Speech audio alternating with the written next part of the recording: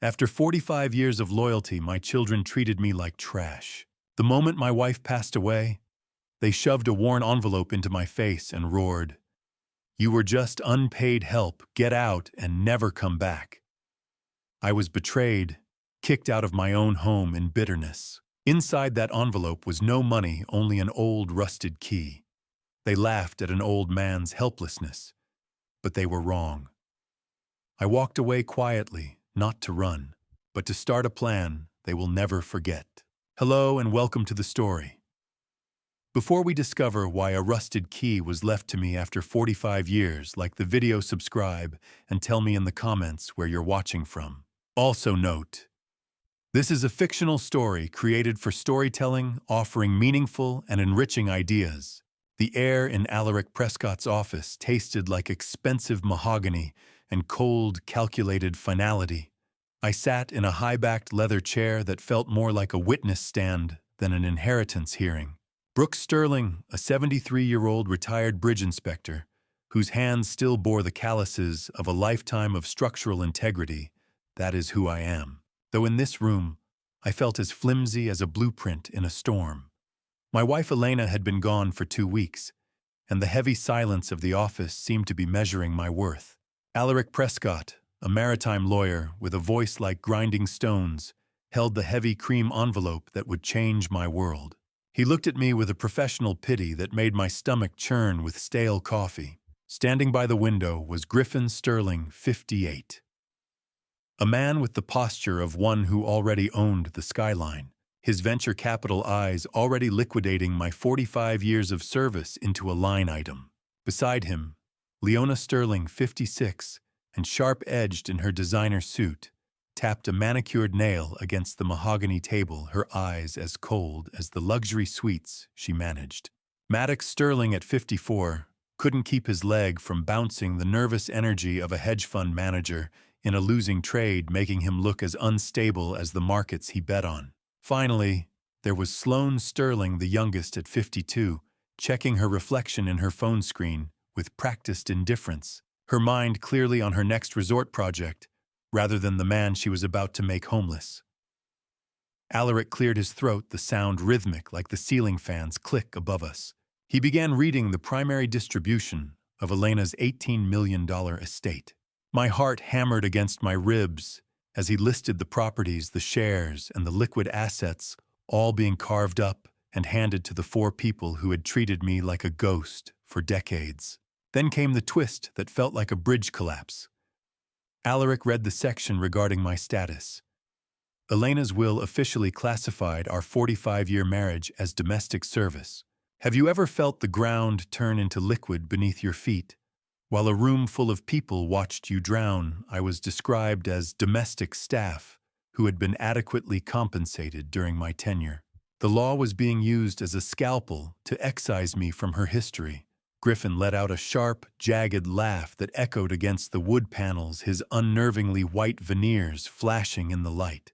He looked at me and said that 45 years was a long time to be a butler for free. Alaric didn't look up as he slid a worn brown envelope across the slick mahogany table. He told me it was my only inheritance. Adequate compensation. 2 words. 45 years. Gone. The insult was a physical weight. Griffin told me to get on with it, because they had a flight to Vegas to catch. Sloane stood up and intentionally left a business card for a low-end senior shelter on the table, sliding it toward me with a smirk. Griffin leaned down, whispering that he had been the one to pressure the grandparents to change the trust structures decades ago, to ensure I never saw a cent.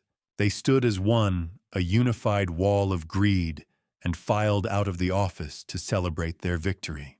As Griffin slammed the door, I felt the envelope in my hand. It was heavier than paper, containing something that rattled with the ghost of a metal chime. I gripped the steering wheel of my 20-year-old truck until my knuckles turned as white as the Seattle fog, the brown envelope sitting on the passenger seat like a ticking bomb. The heavy clinical silence of the lawyer's office still rang in my ears, punctuated by the sharp, jagged laughter of my stepchildren. I drove through the winding streets of Madison Park, with a numbness that felt like a secondary skin eventually pulling into the driveway of the mansion I had called home for nearly half a century.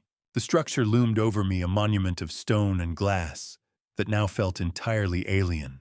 I let myself in through the heavy front door, my footsteps echoing across the marble foyer with a hollow, lonely sound. I retreated to my small library, a sanctuary of dust and floor wax, where the shadows felt more welcoming than the brightly lit rooms Griffin and his siblings were already mentally refurnishing. With hands that refused to remain steady, I tore open the worn brown envelope. I had expected a meager check, a final insult of a few $1,000s, to carry me into a destitute retirement, but instead, a heavy tarnished brass key fell out. It hit the mahogany desk with a dull thud, tied to a small weathered tag by a fraying piece of twine. My breath hitched in my throat as I realized this wasn't money or a legal dismissal. It was a tangible physical piece of metal, cold and heavy in my palm. My life had been a bridge I inspected daily, only to realize the pylons were made of secrets and the asphalt was a veneer of lies. I found a single sheet of Elena's personal stationery, tucked inside the folds of the envelope. Her handwriting was unmistakable, elegant, precise, and haunting. "Go to Orcas Island," the note said. "Trust me one last time." I stared at the words until they blurred. Orcas Island was a place Elena mentioned only in passing, a destination for those mysterious wellness retreats she took every third weekend for the last 40 years. I had never questioned her, never suspected that she was building a second world far away from the complexities of the sterling name. If you've ever looked at a photograph of the person you loved and realized you were looking at a stranger, then you know the cold that began to settle in my bones. I realized those retreats weren't retreats at all, but secret journeys to a place she had kept hidden even from me, the man who had supposedly stood by her side through everything. The fading light of the Seattle sunset filtered through the library window, casting long, skeletal shadows across the floor. Outside, the sound of a luxury car's engine idling in the driveway cut through the silence. My children were returning, their voices already loud with the entitlement of the newly rich as they argued over the silver and the art. I looked down at the tag attached to the brass key, turning it over in the dim light. I found a second, smaller note tucked inside the tag's plastic sleeve, written in a tiny, hurried scrawl I hadn't seen at first. "The key isn't for a house, Brooks. It's for the truth." The weight of the metal felt like an anchor in my trembling palm, pulling me away from the wreckage of this house, toward a horizon I could barely imagine. I looked at the brass key, then at the single suitcase in my closet. For the first time in 45 years, I wasn't waiting for permission to leave. The doorbell didn't ring. The locks just turned, and the Madison Park mansion was no longer a home, but a crime scene of greed. I heard the heavy front doors swing open, followed by the sharp, authoritative click of heels on marble that could only belong to Leona. I moved to the upper wing, the brass key heavy and cold in my pocket, and began to pack with a frantic, silent efficiency. I didn't reach for the heirlooms or the expensive art. I reached for my worn bridge inspection tools, the steel gauges and calipers that had been my true companions for decades. My knuckles were still white from the drive back, my mind a whirlpool of Elena's cryptic stationery and the rattling envelope. I was halfway through folding a flannel shirt when Griffin and Leona burst into the room, accompanied by a woman in a sharp charcoal suit who carried a digital measuring tape. They didn't look at me. They spoke about me in the third person, as if I were a piece of outdated machinery being inventoried before decommissioning. Leona pointed toward my mahogany dresser, noting that the help's furniture needed to be hauled to the dump immediately. Griffin leaned against the doorframe, his shadow stretching across the floor like a dark stain. He muttered about gutting the entire wing, claiming the smell of old man and cheap tobacco was baked so deep into the drywall that only a total renovation could save the property value. I ignored the taste of bitterness and cold coffee in my throat, focusing entirely on the weight of the suitcase. "Are you still here?" Brooks Griffin asked, his voice dripping with mock surprise. "I thought the moving van Alaric mentioned was for your ego, but it seems you're intent on lingering like a bad smell." I didn't give him the satisfaction of a response. I snapped the latches on my suitcase and turned to leave, but as I reached for the light switch, I heard a digital chime from the hallway. Click. The sound of a deadbolt is the most honest thing a sterling child has ever said to me. I realized then that Griffin had already changed the codes to the security system while I was busy packing my life into a single bag, essentially locking me out of my own history before I had even cleared the threshold. I spent the next few hours in a small, windowless guest room waiting for the dead of night. At 4 a.m., I carried my suitcase down the grand staircase, stepping carefully to avoid the creaks I had known for 45 years. I reached the foyer and found Griffin sitting in the dark living room, nursing a glass of high-end scotch and holding Elena's favorite crystal vase up to the moonlight. Leaving so soon, he asked, his voice low and jagged, "You didn't even say goodbye to the silverware." I stopped at the door, the cold bite of the morning air already seeping through the cracks. "Keep the silver griffin," I told him without turning around. "You're going to need it to pay for the soul you've lost." I walked out to my old truck. The rumble of the diesel engine, a defiant roar in the suburban silence.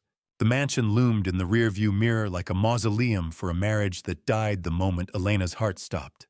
As I cleared the heavy wrought iron gates for the final time, I saw a sedan parked under a dead street lamp. I watched the headlights in the mirror, a pair of cold eyes trailing me toward the coast, and I realized the children weren't content with taking the past. They wanted to kill my future, too. I pushed the pedal to the floor, the old engine screaming as I navigated the winding roads toward Anacortes. The salt, heavy air of the sound began to seep through the vents, but it did little to cool the fire of paranoia burning in my chest. Behind me, the headlights I had seen at the Madison Park gates remained a constant, mocking presence.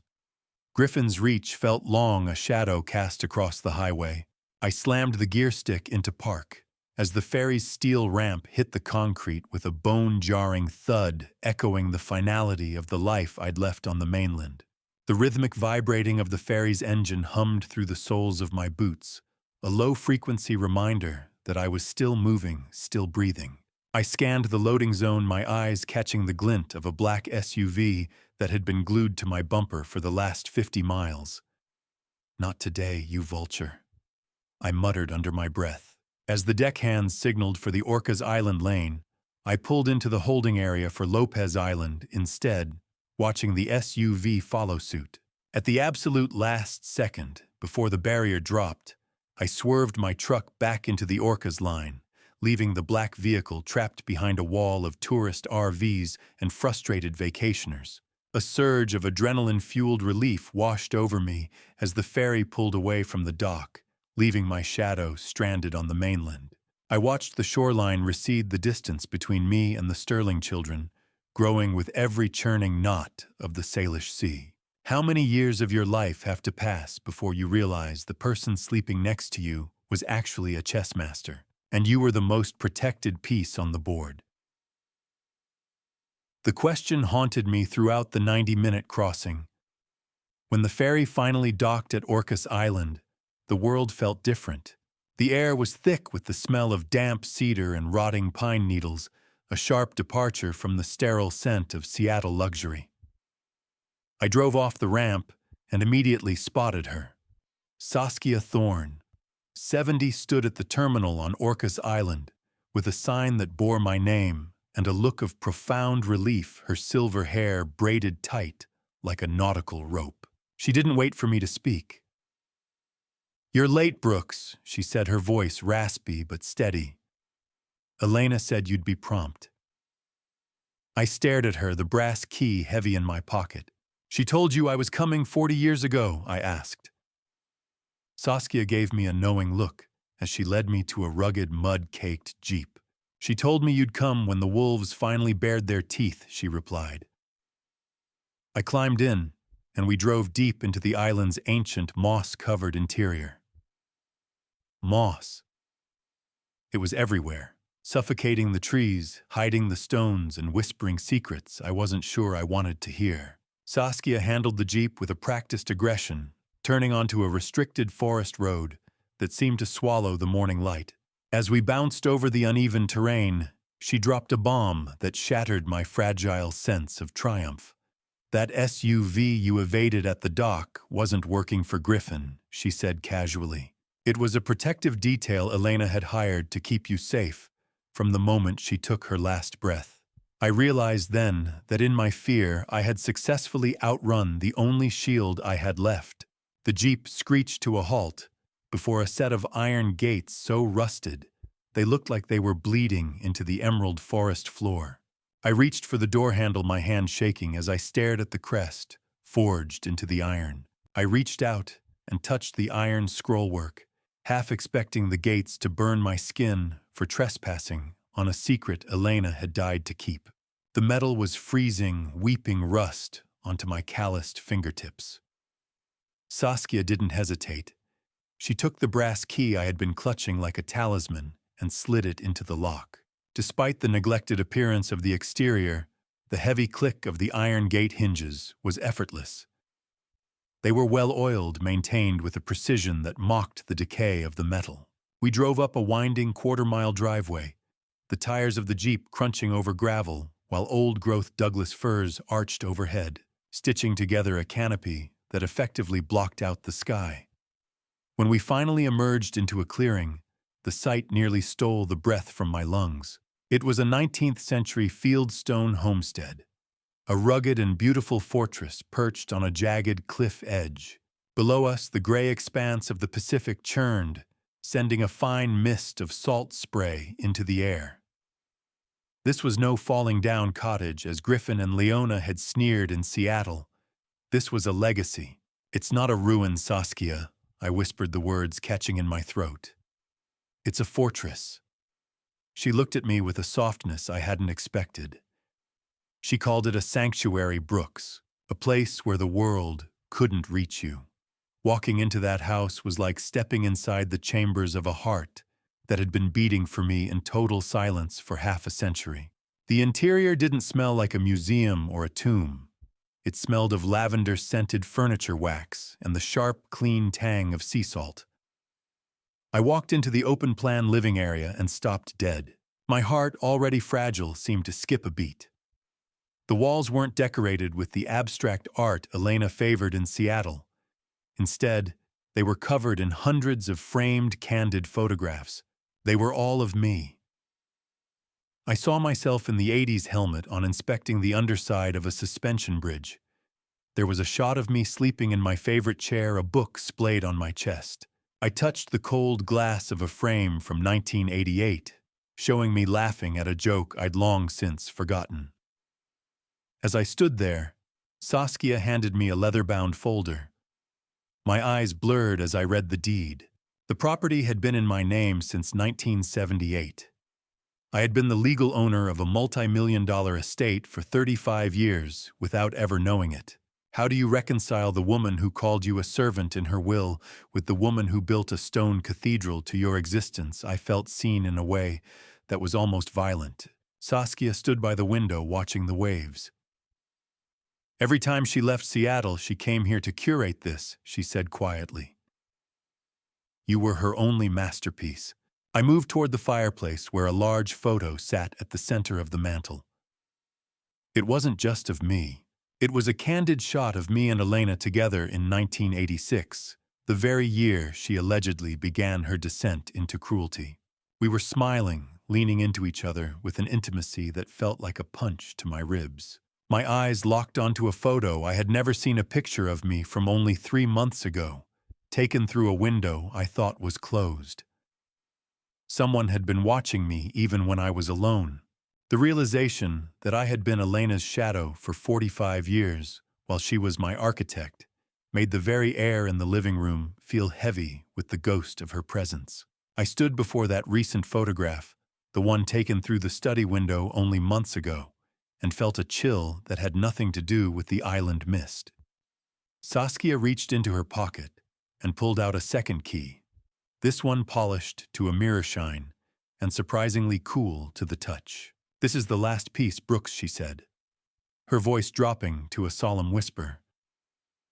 The rest is between you and the letters. I took the silver key, feeling its cold, metallic weight. Did she ever talk about me when she was here? I asked, my voice barely audible. Saskia didn't blink. Every single day. Usually while she was writing, I turned away from the museum of my own life and moved toward the staircase. Each wooden step offered a familiar grounding creak as I ascended toward the upper floor, leaving the museum of my physical life for the nerve center of Elena's hidden mind. I stood before the heavy oak door of the study, the silver key poised at the lock. I could sense that turning this mechanism would finalize the death of the man I thought I was, and perhaps birth a stranger in his place. My eyes drifted to the dates. The records in this room didn't span our whole marriage. They began in July 1986. That was the exact month I was promoted to senior bridge inspector. It was a career milestone I'd always celebrated, never suspecting it might have been the trigger for a decades-long defensive maneuver. Silence. Not the empty kind, but the heavy, vibrating silence of a library where every book is about you. I pushed the door open. 3 walls were lined with identical, meticulously labeled binders and sealed envelopes, a monolithic archive of a life lived in parallel to mine. They were organized with the clinical precision of a biotech executive, stretching from that fateful summer in 1986 all the way to March 2021. Exactly 420 letters. One for every single month she had spent being cold, distant, and seemingly indifferent to my existence. If a woman spends 35 years writing to a husband who thinks she hates him, is she a saint or a strategist? On the center of the mahogany desk sat a single thick, cream-colored envelope. Elena's precise, practiced cursive was scrawled across the front, "Read this first." The smell of old paper and a faint trace of ozone from a nearby security server filled my lungs. My hands trembled as I picked it up, the tactile resistance of the heavy paper feeling like a physical barrier between my world and hers. I broke the wax seal, the brittle red shell snapping under my thumb. As the heavy paper yielded a scent I hadn't smelled in decades, Elena's original wedding perfume, a faint floral ghost wafted from the pages like a long-buried prayer. Tucked inside the paper was more than just a confession. My fingers brushed against the hard plastic of a micro SD card and a folded parchment that revealed a detailed map of the estate's hidden security sensors. She hadn't just left me a diary, she had left me a command center. I unfolded the stationery, the sharp rustle echoing in the still room. My heart hammered against my ribs, a rhythmic thud that matched the ticking of the clock on the mantel. The first line of the letter didn't ask for forgiveness. It offered an apology for my survival. The first line of the letter didn't ask for my forgiveness. It offered a cold, clinical apology for the fact that I was still breathing. I sat in the silent study, the heavy scent of vintage perfume from the broken wax seal mixing with the smell of old paper and ozone.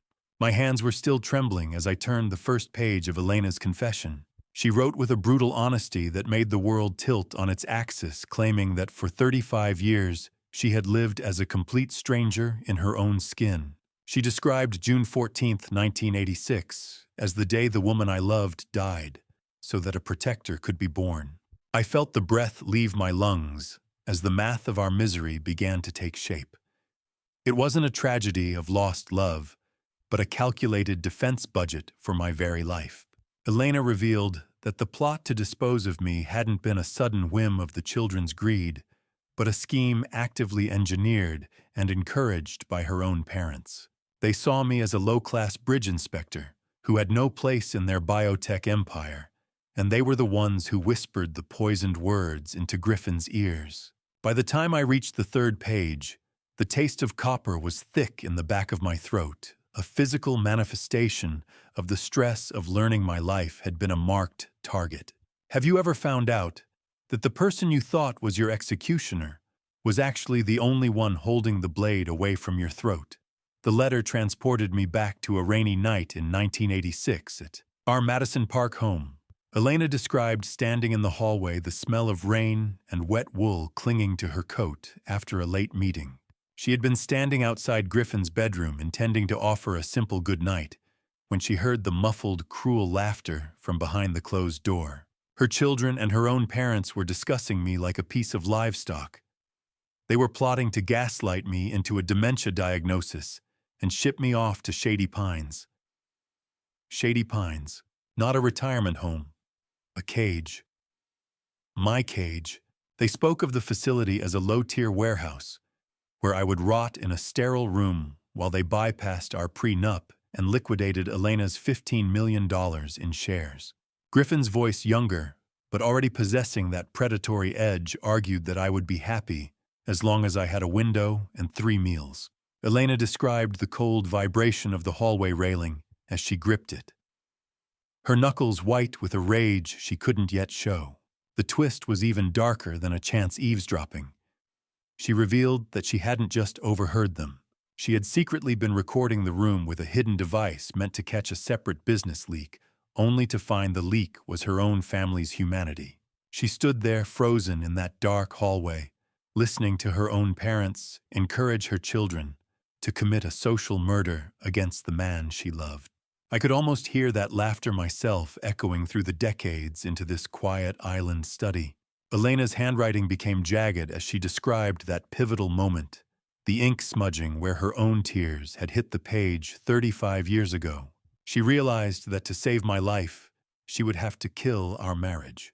She had to become a monster to keep the real monsters at bay, starting a performance of cruelty that would last until her final breath. The letter shifted from the past to the plan detailing the birth of the woman I spent 35 years fearing. To save the man I loved, the paper read in Elena's unwavering cursive, I had to make sure the world believed I didn't love him at all. I sat in the absolute silence of the study, the scratchy texture of the heavy stationery beneath my fingers. Elena explained that the servant language in the will wasn't the final insult I'd felt in Alaric's office. It was a surgical legal maneuver. By classifying me as domestic staff, she had ensured the children could never claim I had used undue influence as a spouse to manipulate her estate.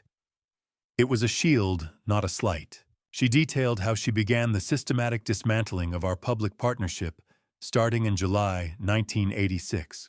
She stopped including me in corporate galas, instructed the household staff to treat me as a guest rather than a master, and began the performance of the cold matriarch.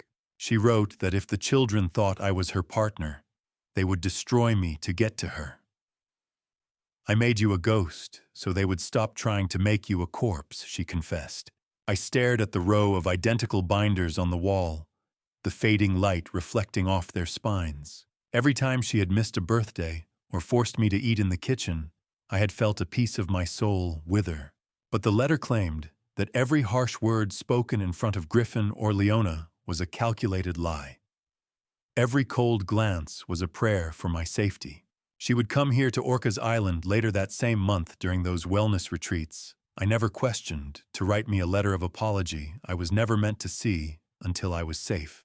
Could you live with a person for 40 years, feeling their coldness every day, if you knew that coldness was the only thing keeping the sun from burning you alive? Apology. After apology. After apology. Organized by year. A ledger of a broken heart. I realized then that while I was mourning the death of our marriage, she was in this very room mourning the woman she had to become.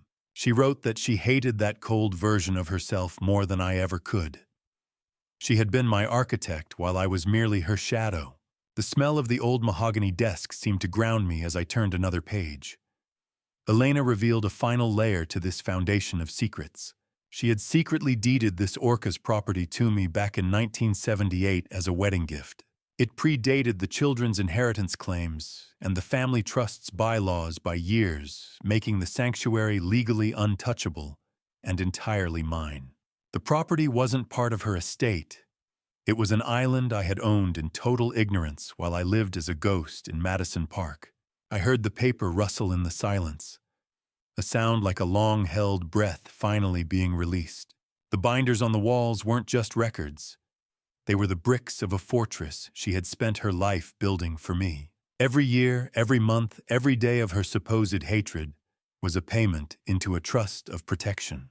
I looked at the spines of the binders, realizing that for 35 years, While I thought I was losing my wife, she was actually building me a kingdom. She had traded her own peace to ensure that one day I would have mine. I turned to the next section of the letter, where the ink shifted from a wife's sorrow to a CEO's cold mathematical precision. The lines were tight and efficient, outlining a financial architecture I had never suspected existed beneath our feet. Elena revealed the existence of an invisible fortress, a $1.2 million trust fund managed by a discreet third-party firm right here on Orcas Island. This wasn't some sudden deathbed gift. She had been diverting her personal bonuses into this account since 1978, long before the children had reached their majority. The fund was designed to automatically cover every property tax, every utility bill, and provide a monthly stipend for the next 50 years. They think they took everything, but they only took the bait, she wrote. I realized then that while Griffin and the others were fighting over the $18 million estate, they were actually inheriting a poison pill. The bulk of their inheritance was comprised of over-leveraged real estate and corporate trusts tied to high-interest debt that Elena had intentionally left unpaid. They had the Sterling name, but I was the only Sterling who was actually free. Do you remember the moment you stopped being a father and started being a threat? I do. It was the day Elena inherited her first $10 million. The cold, digital glow of the bank statement she had included in the envelope confirmed my new reality, but it felt hollow compared to the memories the letter triggered next. Elena's prose softened, taking me back to the late 70s, the honeymoon years. I could almost smell the oil and grease of a Seattle afternoon in 1976. I was a 28-year-old bridge inspector then, and Elena was a rising star in her parents' firm. I closed my eyes and heard the phantom sound of a small child's laughter echoing in this silent room. I remembered teaching a young Griffin how to fix a bicycle chain in the driveway. "Hold the wrench steady, Griffin," I had told him. "Integrity starts with the small things." I remembered reading bedtime stories to a 7-year-old Sloane, who used to call me Dad without a second thought. We were a real family once Brooks Elena's letter mourned. I had to bury those memories to keep the predators from smelling my weakness. Memory is a bridge with a rusted floor. You have to be careful which planks you step on, or you'll fall straight back into the pain. I felt the salt of a stray tear hit my lip as I read her apology for the years of silence. She had built this island life as a monument to what we used to be, a place where the poison of her parents' greed couldn't reach. The most startling revelation came at the very end of the page. That private investigator I thought Griffin had hired to follow me, he wasn't Griffin's man. Elena had established a protective detail through her island trust years ago. Their only job was to ensure I made it to the ferry safely once she was gone. I had spent the entire drive in a fever of paranoia, outrunning the very shield she had died to provide for me. I stood up my legs, feeling like lead, and looked at the 3 walls of binders. I reached for the first one labeled July 1986, my fingers brushing the rough texture of the spine, as if I were touching the skin of a secret that had been waiting 35 years to scream. The first binder felt heavier than the 20-page letter, its pages yellowed by the damp island air. I skipped past the early years of verbal barbs and petty thefts, my hands instinctively reaching for the binder labeled 2010, the year the accidents started to feel like executions.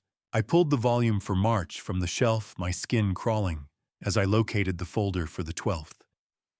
The memory of that morning hit me with the force of a physical blow. I remembered waking up early in the Madison Park mansion, my mind focused on a complex bridge blueprint I needed to finalize.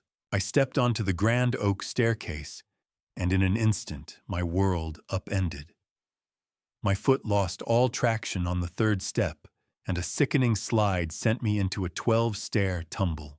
The dull thud of my body hitting the oak echoed in the hollow foyer, leaving me with a shattered wrist and 3 broken ribs that made every breath a jagged blade of pain. At the time, Elena had merely appeared at the top of the landing, looking down at me with a cold, detached efficiency as the paramedics loaded me into the ambulance. "You are getting old, Brooks." She had said, her voice a flat line of indifference. Clumsiness is a luxury we cannot afford in this house. I remember whispering back that I didn't trip, that I had slid, but she had already turned away. The discovery in the sanctuary study, however, suggested a far darker architecture. I found an SD card taped to the inside of the March folder and inserted it into the laptop with a cold, clinical click of the keys. The screen flickered to life, showing a grainy, blue-tinted night vision recording of our staircase. My blood froze as I watched Maddox Sterling dressed in black and wearing black leather gloves, meticulously applying a coat of industrial-grade lubricant to the third, fourth, and fifth steps. Oil, not olive oil. Industrial-grade, colorless, odorless death. The footage was damning. Maddox looked directly toward the hidden camera lens with a smirk that felt like a needle in my heart. He didn't just wait for me to die. He built the trap.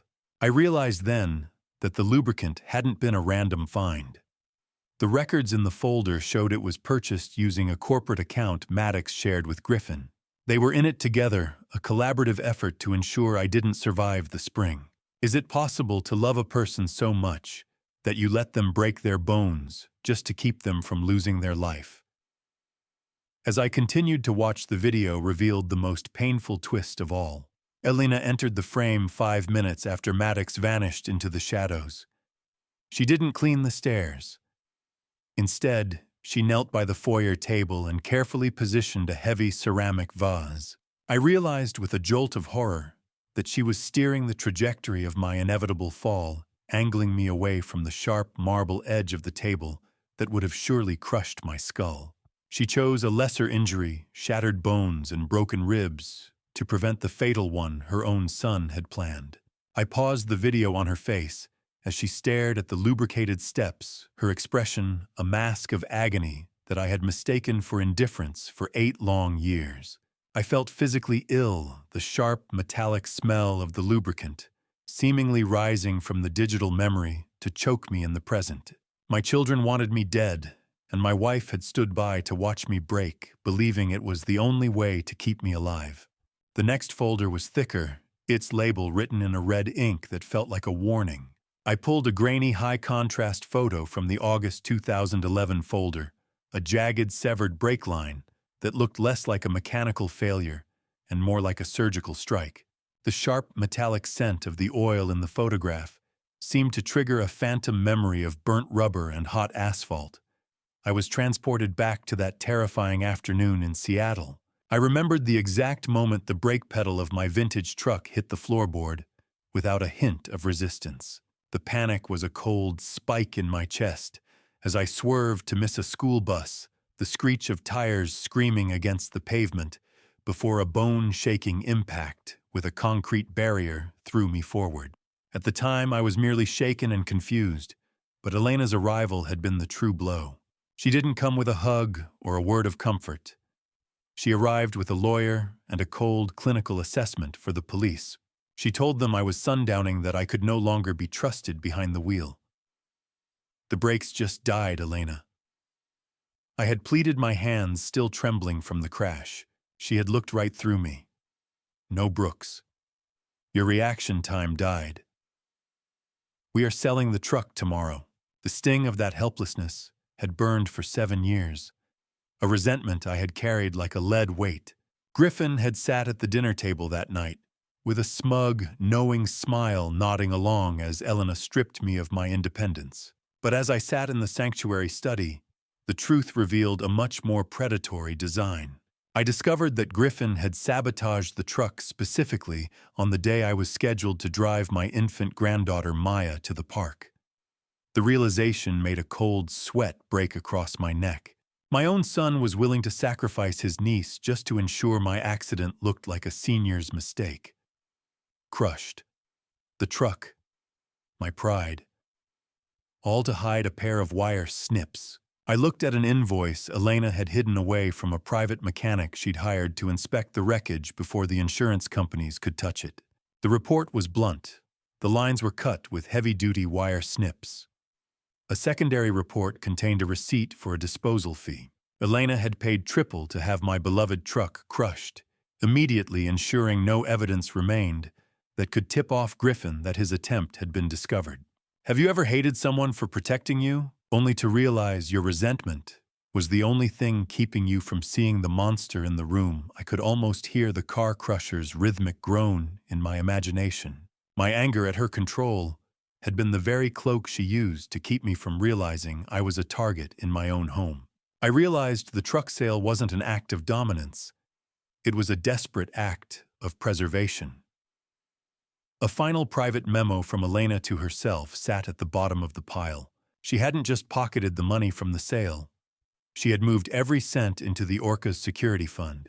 She had turned Griffin's murder weapon into the very foundation of my protection here on this island. I turned the page and found a copy of a $450,000 promissory note with my signature on the bottom, a signature I knew with absolute certainty I had never written. The ink on the promissory note looked fresh even 7 years later, a blue-black stain on my reputation. The blue ink of my forged signature screamed off the page, a perfect imitation of a man who had no idea he was being legally executed in his own dining room. I sat in the sanctuary study, a phantom headache throbbing behind my temples, as the memory of May 2012 clawed its way back to the surface. It was a Tuesday family dinner, the air thick with the smell of roast lamb and expensive red wine. Leona Sterling had leaned back in her chair, casually bringing up a private debt she claimed I owed her for a failed real estate investment. I remember the sheer, staggering confusion that washed over me. I had never even heard of the company she mentioned. I produced a stammered denial, but Leona was ready. She produced this very note in front of everyone, passing it around like a trophy, while the grandchildren watched in wide-eyed silence. I felt a burning shame that made my ears ring. Elena hadn't defended me that night. She had snapped at me in front of the children, sighing about my failing memory and financial incompetence. That dinner had been the moment I truly began to doubt the structural integrity of my own mind. Ash. The note was mostly ash. A half-burned lie Elena kept as a trophy of my survival. I found the real May 2012 folder tucked behind a false panel in the binder. Inside was the original forged note, its edges charred from a flame that was never allowed to finish the job. Beside it lay a dry, clinical handwriting expert's report that Elena had commissioned in total secrecy. The expert confirmed the forgery with absolute certainty. Elena's monthly letter, written in her jagged, emotional hand, explained the brutal math of that month. She had to gaslight me in front of the children. She had to make them believe their debt trap was working, because if she had exposed the forgery, then they would have pivoted to a more violent method. What is harder to endure, a wife who hates you, or a wife who has to pretend she does to keep you out of a courtroom or a casket? The letter revealed that she had secretly neutralized the debt by paying Leona off with a private gift that carried a lethal non-disclosure clause. But there was a deeper layer to the counter-forgery. Elena hadn't just paid the money. She had forced Leona to sign a full written confession of the forgery as a condition of receiving the funds. I held the confession in my hands, feeling the weight of the leverage Elena had gathered while I was busy fearing my own shadow. I realized the gaslighting was also a setup for a future legal battle. Elena wanted a house full of witnesses to her own public cruelty, so the children could never claim she and I were co-conspirators in hiding assets. She was building a court-ready defense of her own villainy. She paid them in blood so they wouldn't ask for mine, sacrificing my dignity to buy my safety. I felt a wave of anguish for the woman who had to sit across from me at dinner, watching me crumble while she held the proof of my innocence in her locked desk. I turned to the 2013 binder and saw a small plastic baggie stapled to the first page. It contained 2 identical white pills that I knew were never meant to heal me. The baggie crinkled under my thumb, the sound of a pharmaceutical death sentence echoing in the small study like the rattle of a snake. I stared at the 2 identical white pills inside, feeling a cold moisture bloom on my neck. I remembered 2013 as a year of vibrating horizons and a constant heavy thrumming in my skull. My blood pressure had become a ticking bomb, and the sound of blood rushing in my ears was a rhythmic warning I didn't know how to heed. I relived those mornings at the breakfast table in Madison Park, feeling my face flush and my heart hammer against my ribs, while Sloane Sterling watched me with a clinical, expectant smile. She was my youngest stepdaughter, the one I had read stories to, yet she sat there sipping her orange juice as if she were waiting for a grand finale. Elena had dismissed my blurry vision as old age whining whenever the children were around, her voice a sharp blade of public indifference. "I don't understand why I feel like my head is going to explode," I had whispered to her once in the kitchen. She had simply told me to lie down and stay there. I discovered the truth was far more sinister than aging. Sloane wasn't just acting on a whim of greed. She was using me as a test case for the sugar pill method, perfecting a way to accelerate an inheritance by quietly removing the obstacles. Have you ever sat across from someone you raised, watching them drink orange juice while they waited for your heart to fail? The binder contained the proof I never asked for: grainy black and white hidden camera stills of Sloane entering the kitchen at midnight, her face illuminated by the refrigerator light, as she systematically replaced my lisinopril with those clinical, sweet-tasting placebos. But the horror was matched by a staggering revelation of love. The next set of photos showed Elena entering that same kitchen at 3 in the morning, night after night, for 8 long months. 8 months. 240 nights. One woman standing in the dark with a bottle of truth. I could almost smell the faint scent of her 3 a.m. coffee lingering on the yellowed pages of the binder. Elena would painstakingly swap the sugar pills back for real medication she had procured through an offshore pharmacy. I read her notes about the bone-deep exhaustion she endured, staying awake until the house was dead silent, just to ensure my heart didn't stop in my sleep. I watched my daughter try to kill you 300 times, and 300 times I chose you, her letter confessed. Every pill I placed back in that tray was a minute I stole from death. To keep the children from trying a more violent method, Elena had intentionally left a fake diary entry where she complained about my declining health, leading them to believe their sabotage was working. She was playing a high-stakes game of pretend with my life as the ante. The cold plastic feel of the pill organizer in the photos felt like a phantom weight in my own hands. I realized the sheer physical and emotional toll it must have taken on her to play the villain by day and my guardian angel by night. I turned to the 2014 folder, but the first thing I saw wasn't a letter. It was a hospital wristband with my name on it, stained with a single dried drop of blood. The hospital band was brittle, the plastic snapping as I touched it, just like my health had snapped on that cold February morning in 2014. I held the jagged remains in the quiet of the sanctuary study, the sharp phantom scent of hospital antiseptic stinging my nostrils. That day remains a jagged shard in my memory. I was in the Madison Park kitchen, the cold light of winter bleeding through the windows, trying to pour a simple cup of coffee. Suddenly the world skewed. A metallic copper taste flooded my mouth, the unmistakable signature of a TIA mini-stroke. I watched helpless as the left side of my body turned to lead. The porcelain cup slipped from my unfeeling fingers and shattered on the stone tile with a sound like a gunshot. I collapsed into a chair, my speech slurring as I tried to call for help. Elena was there, standing in the doorway, her face a mask of unyielding stone. She didn't rush to my side. She didn't scream. She simply looked at me and told me I was making a mess of the tile, her voice as dry as autumn leaves. I remember the deepest wound of that morning wasn't the stroke itself, but the isolation of her gaze. Griffin appeared behind her, ostensibly calling 911, but I discovered the truth in the folder. He had intentionally delayed the call by 3 minutes, pretending to be on a work crisis while I lay there dying. He wanted those extra seconds to be the margin of my failure. I read the February 2014 letter, now my fingers tracing the blurred ink where Elena's tears had hit the page 35 years later. She confessed that she almost broke her cover that morning, every instinct screaming at her to hold me. but she had seen Griffin in the shadows of the dining room with a stopwatch in his hand. A stopwatch. My son was timing my death like it was a 100-meter dash. He wasn't waiting for the paramedics to save me. He was clocking my expiration to see if the delay was sufficient.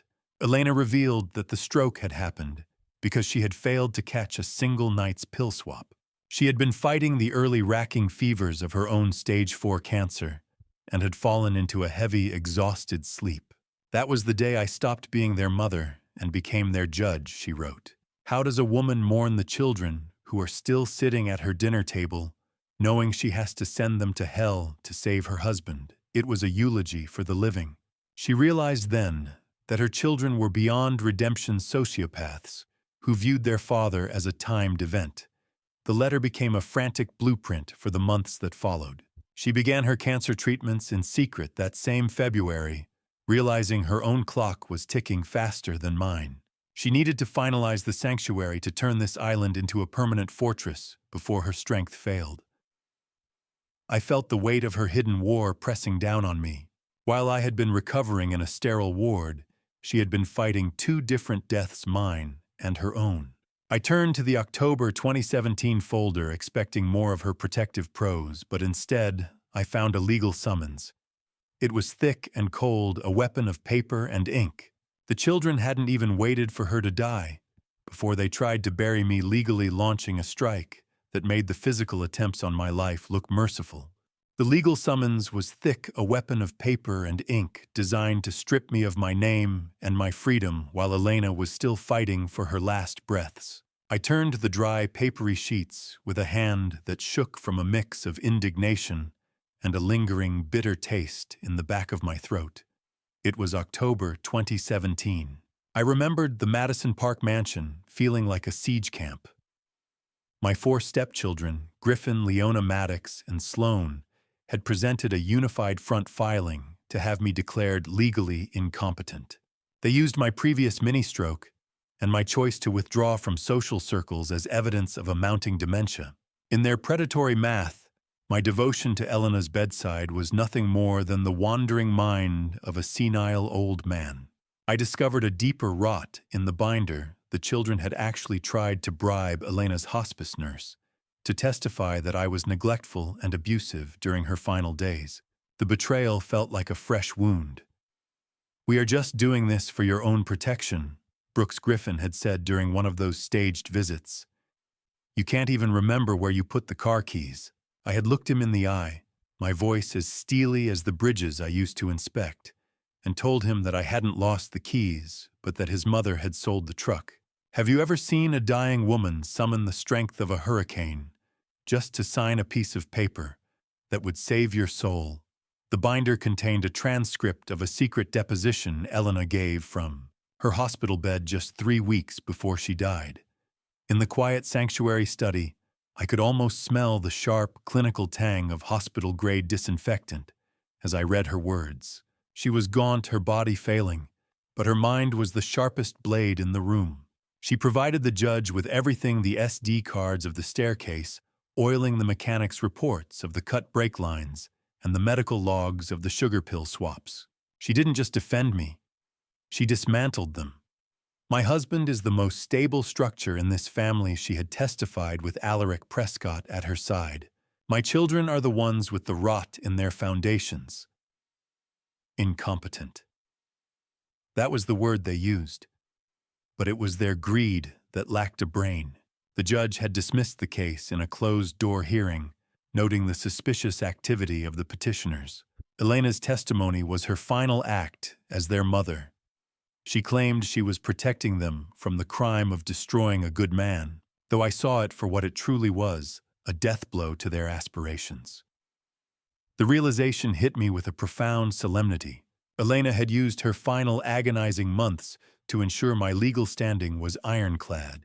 She revealed in the binder that the conservatorship battle was the exact trigger she needed to legally freeze their trust funds. By proving their attempted fraud, she initiated a mandatory ethics audit that would keep their inheritances tied up in red tape for years.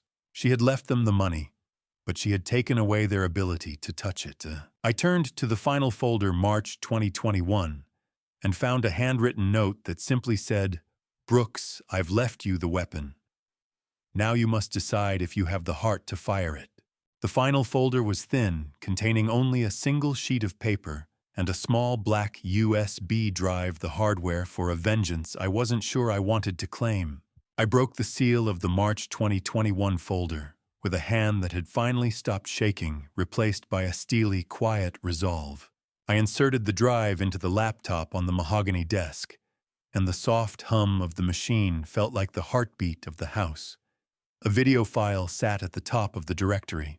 I clicked it, and suddenly Elena was there, vibrant and whole, recorded on a final, ordinary day, just weeks before the end.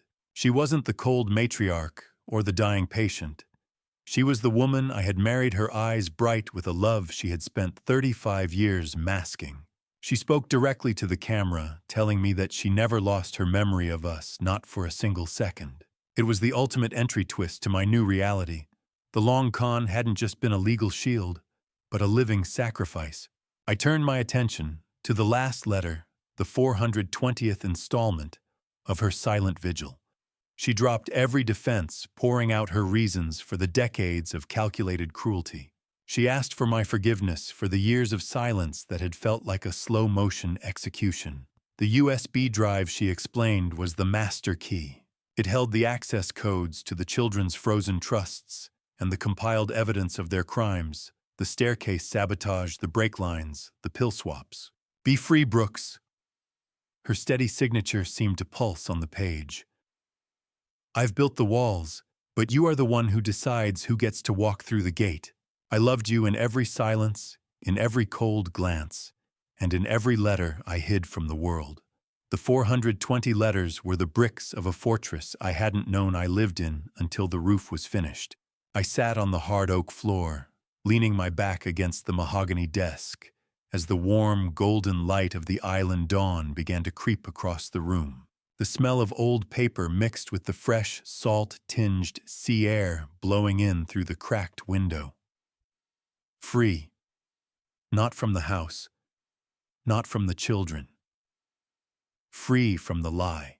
35 years of believing I was a burden, a butler, a mistake, all of it dissolved into a profound, bone-deep peace. I wasn't a victim of a cruel wife. I was the protected treasure of a brilliant one. "You didn't leave me, Elena," I whispered into the morning light. "You just went ahead to finish the bridge." I realized that by giving me the master key, she had performed one final power reversal. I was now the sole trustee of the children's lives. I held the power to decide if they ever saw a single penny of the sterling fortune again, or if they spent their remaining years answering for the blood they tried to spill. The weight of 3 decades of confusion was gone, replaced by a serenity so absolute it felt like a foundation beneath my legs. The world was quiet. The only sound, the distant rhythm of the waves hitting the cliffs below. As the light hit the binders, turning their white spines into a wall of gold, I saw a small, red light blinking on the study's intercom, a signal from the front gate that someone had just breached the perimeter. The intercom buzzed again, a sharp intrusion into the first moment of peace I'd known in half a lifetime. I didn't answer the intercom.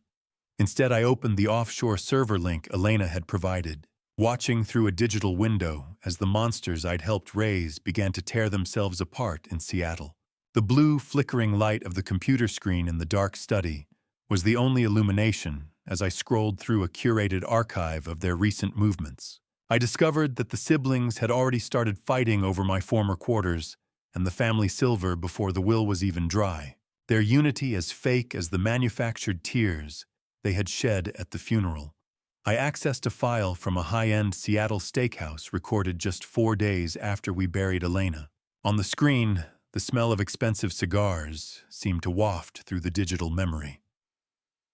Griffin was loud and boisterous, leaning back with a glass of $5,000 wine.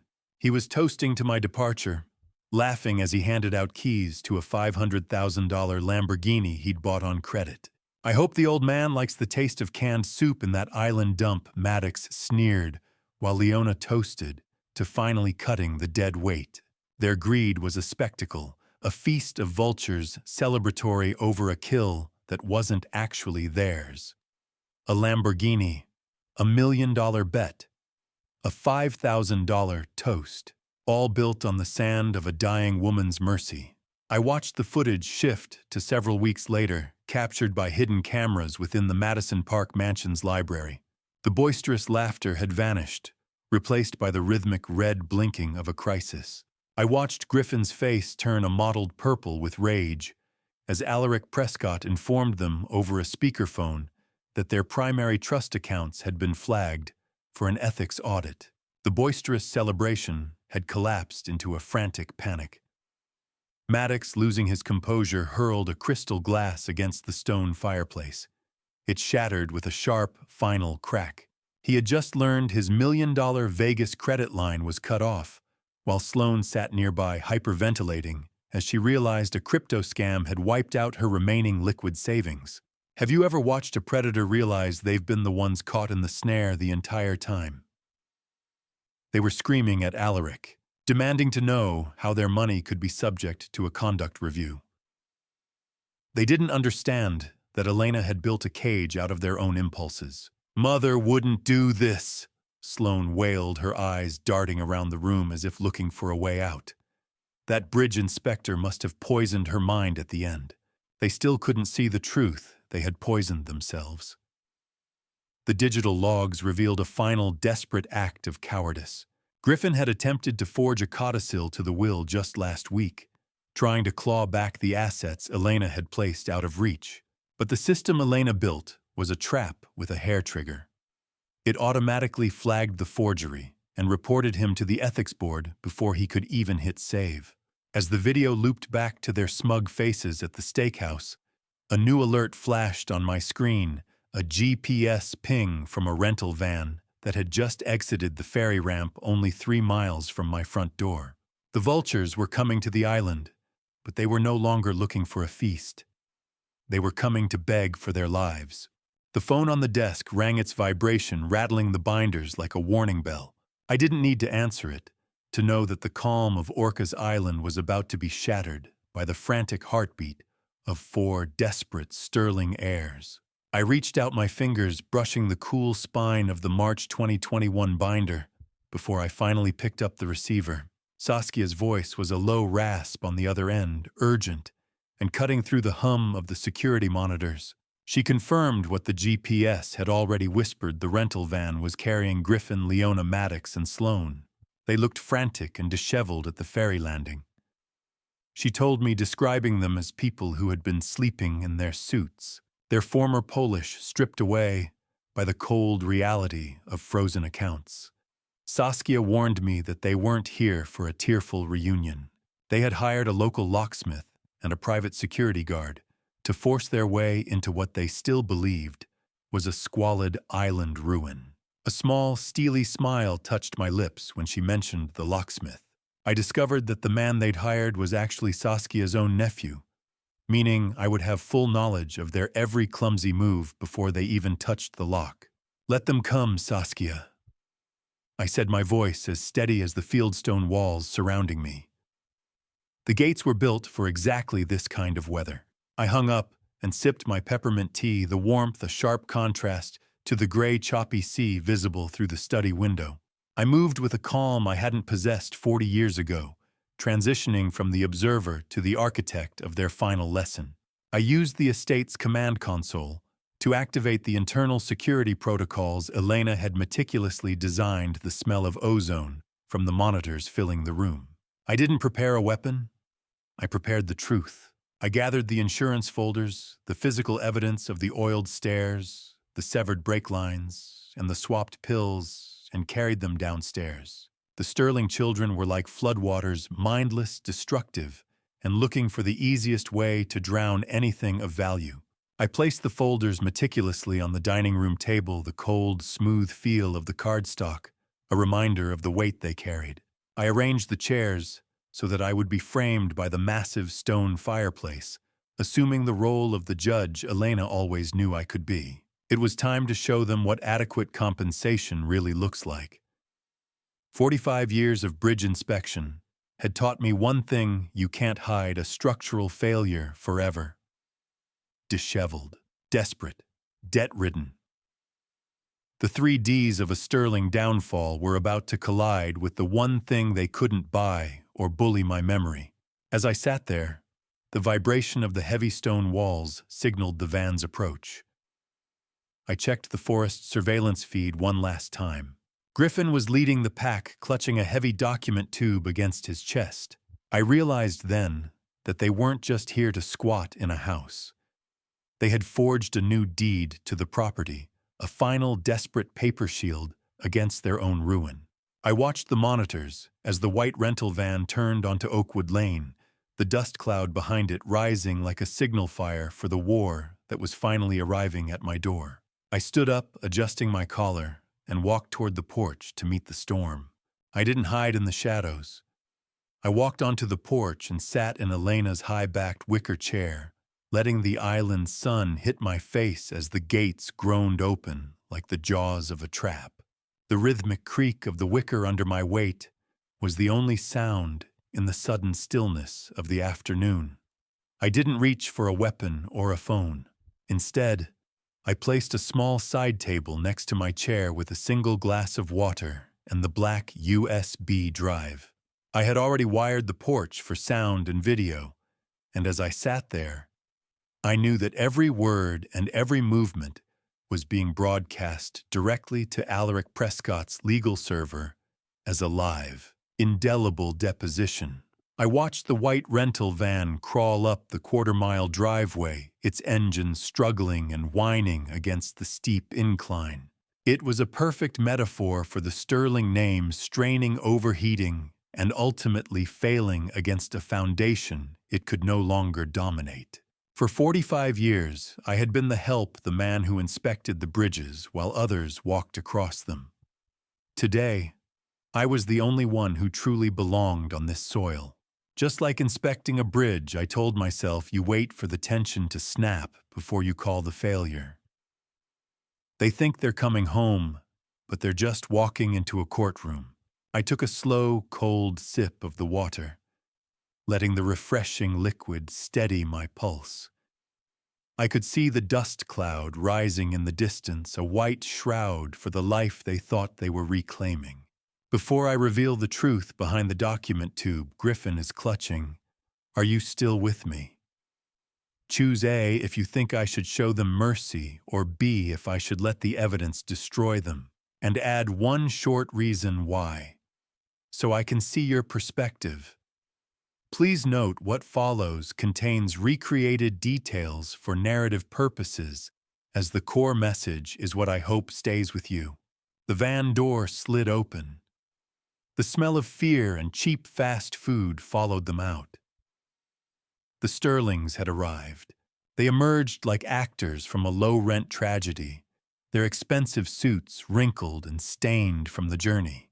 Griffin Sterling took the lead, his face already turning a familiar, arrogant shade of red as he spotted me sitting above him.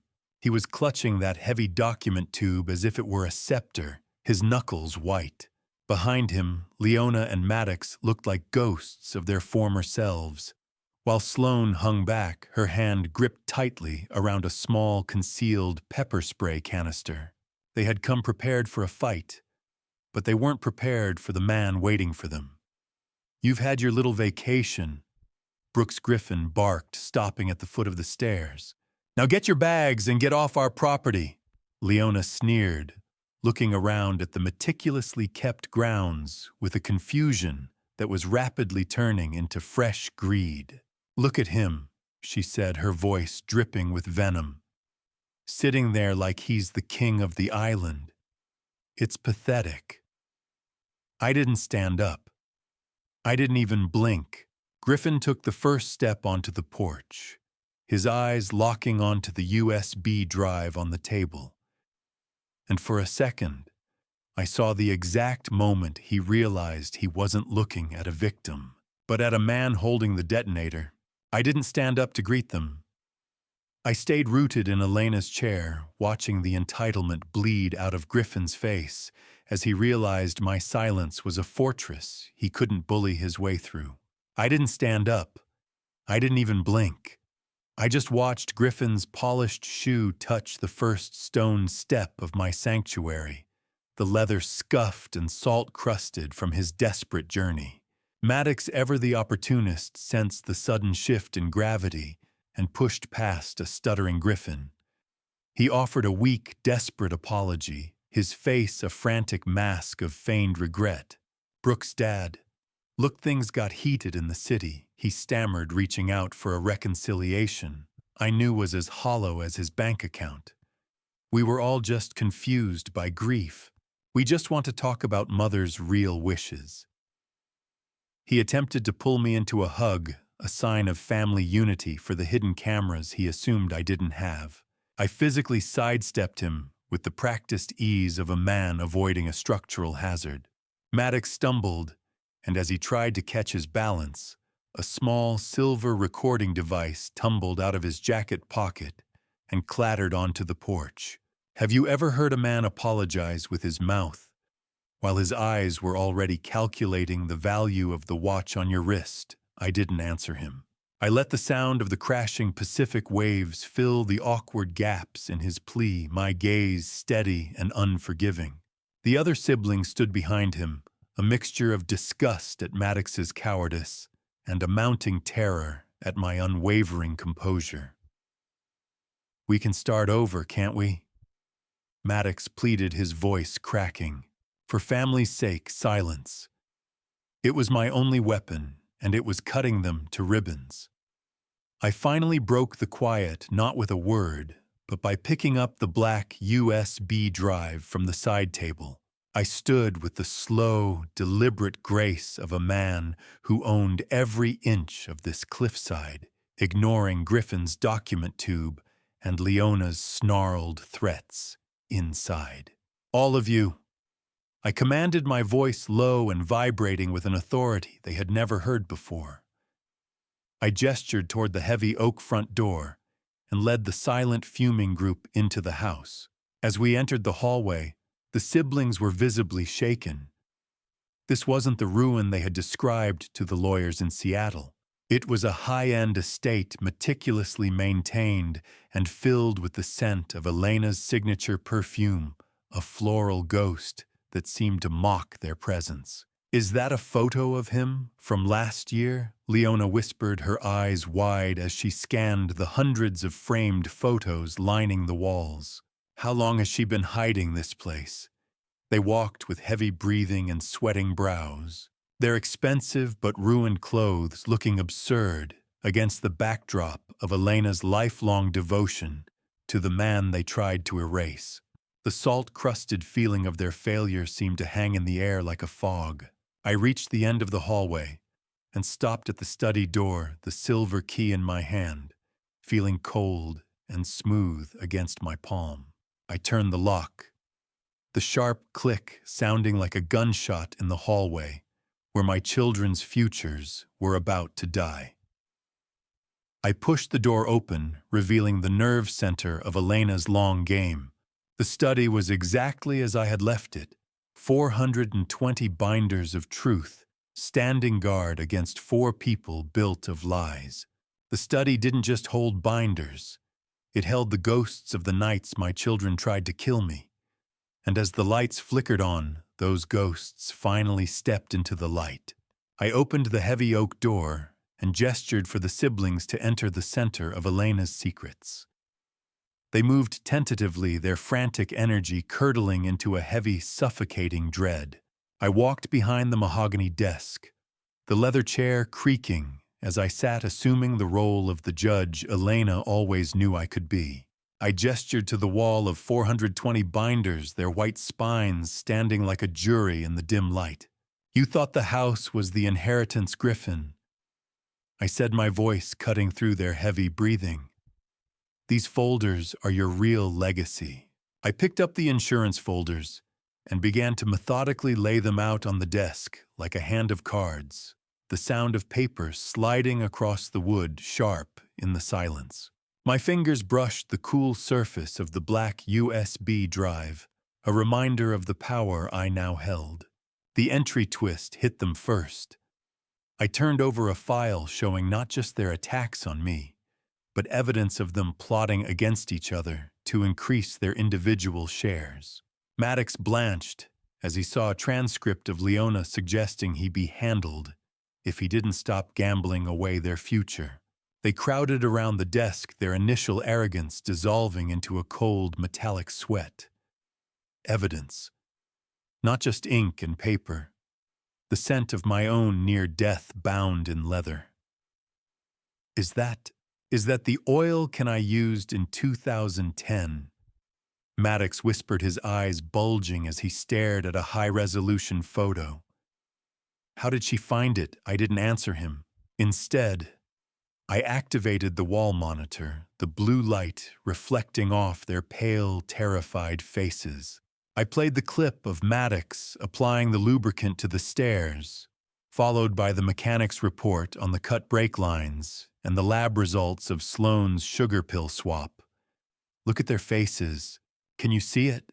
That's the look of 4 people realizing they've spent 30 years hunting a man who was already holding the keys to their prison cells. Each act, attempted murder, elder abuse forgery, carried a weight that would bury them. I explained that Elena had already filed these with a maritime legal server. It would automatically release the evidence to the district attorney if I didn't enter a safety code every 48 hours. You didn't just want the money, Sloane, I said, looking at her as she trembled. You wanted to watch me stop breathing. I turned to Griffin, who was still clutching his document tube.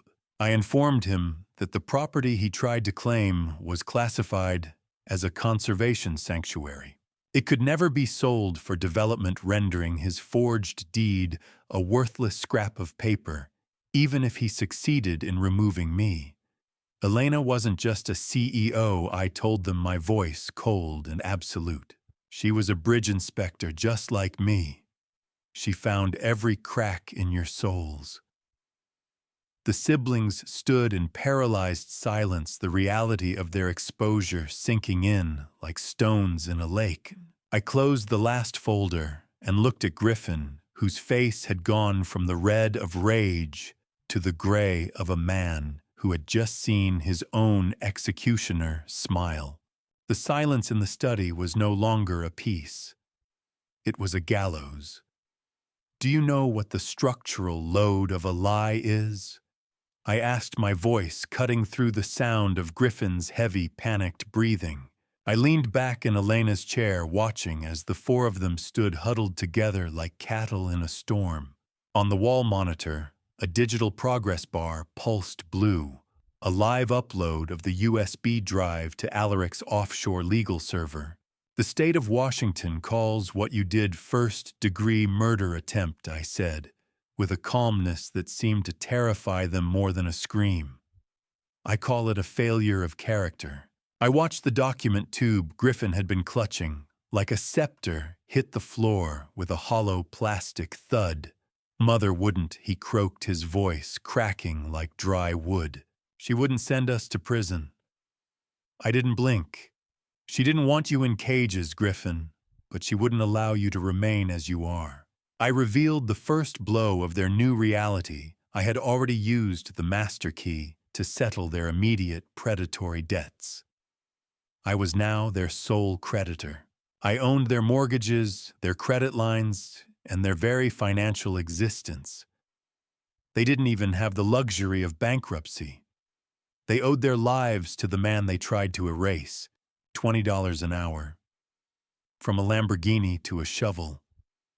That is the sterling exchange rate today. I laid the redemption contract on the desk, the paper cold and dry under the study lights. The terms were absolute. Griffin, you will surrender yourself for a pre-negotiated 4-year sentence for the brake line tampering. You'll be a paralegal for the indigent behind bars using the law to help someone other than yourself. Maddox, you'll work the island's construction projects for minimum wage while maintaining strict tested sobriety. Leona and Sloane, you will manage the farm and the future shelter. You will live in the worker cottages at the base of the hill, stripped of your designers and your status. Look at them. They came here to take a house, and they're leaving with a job. Mercy is the heaviest thing I've ever had to carry. I took a final sip of the iron-heavy island water, the taste grounding me in the present. If there is any deviation, I warned, if I see one sign of the old greed or a single step out of line, the stay on the legal upload is removed. You will face 25 years to life. Mother's parents, the ones who taught you these games, died penniless because Elena drained their accounts years ago to fund this very sanctuary. She knew the rot went back 2 generations, and she cut it out at the root. Sloane's cloying, expensive perfume seemed to fade in the stale air of the room, replaced by the scent of old paper and the reality of hard labor. You will earn $20 an hour, I repeated. You will sweat. You will bleed. And you will thank me for the opportunity to become human again. They stared at me in a state of total submission, the shock of their transition from heirs to laborers finally settling into their bones. I stood up and slid the USB drive toward the center of the desk, the small black piece of plastic looking like a hand grenade with the pin halfway pulled. I waited for the first of them to break, for the first confession to crack the silence of the room. The room was so quiet, I could hear the gears of the antique clock on the mantel, each tick a second of their old lives slipping away. I stood up and slid the USB drive toward the center of the desk. The small black piece of plastic looking like a hand grenade with the pin halfway pulled. Sloane was the first to snap. The sound of her designer heels hitting the floor as she fell to her knees was the most honest thing I'd heard in this house since Elena's heart stopped. She broke down into hysterical, ugly sobs, her cloying perfume mixing with the sharp scent of salt and genuine terror. I didn't want to do it, she wailed, her hands clutching at the mahogany edge of my desk. Griffin said it was the only way to save our shares. He said you were just an obstacle. She admitted through gasps of air that her failed resort development had left her so debt-ridden that the thought of poverty had overridden her soul. I watched her with a mixture of pity and a strange clinical detachment. Behind her, Griffin, Maddox, and Leona recoiled. They weren't disgusted by her betrayal of me, but by her weakness in breaking the family's wall of silence. Look at you, Sloane, Griffin hissed, his face a mask of predatory contempt. You're pathetic. We were this close to the deed. I let the silence stretch, watching the digital upload complete bar glow blue on the wall monitor. Have you ever seen a king realize his crown was made of cardboard? While his kingdom burned around him, Griffin's eyes darted toward the monitor, then back to the contract on my desk. The transition was visceral. Maddox, sensing the finality of the trap, chose that moment to reveal his own hidden insurance. He pulled a phone from his pocket, explaining that he had been recording Griffin's private admissions of fraud and break-line sabotage for months, just in case he needed leverage. The siblings were no longer a unit. They were a pile of dry timber, and I was the match. One by one, they realized the forged deed was a worthless scrap of paper against the weight of the folders I had laid out. The pen, a simple plastic bic, might as well have been a death warrant for the people they used to be. Griffin was the last to yield. His hands shook with a violent tremor as he picked up the pen to sign the redemption contract. By signing, he accepted a 4-year prison term for the truck sabotage, while his siblings bound themselves to the island's labor.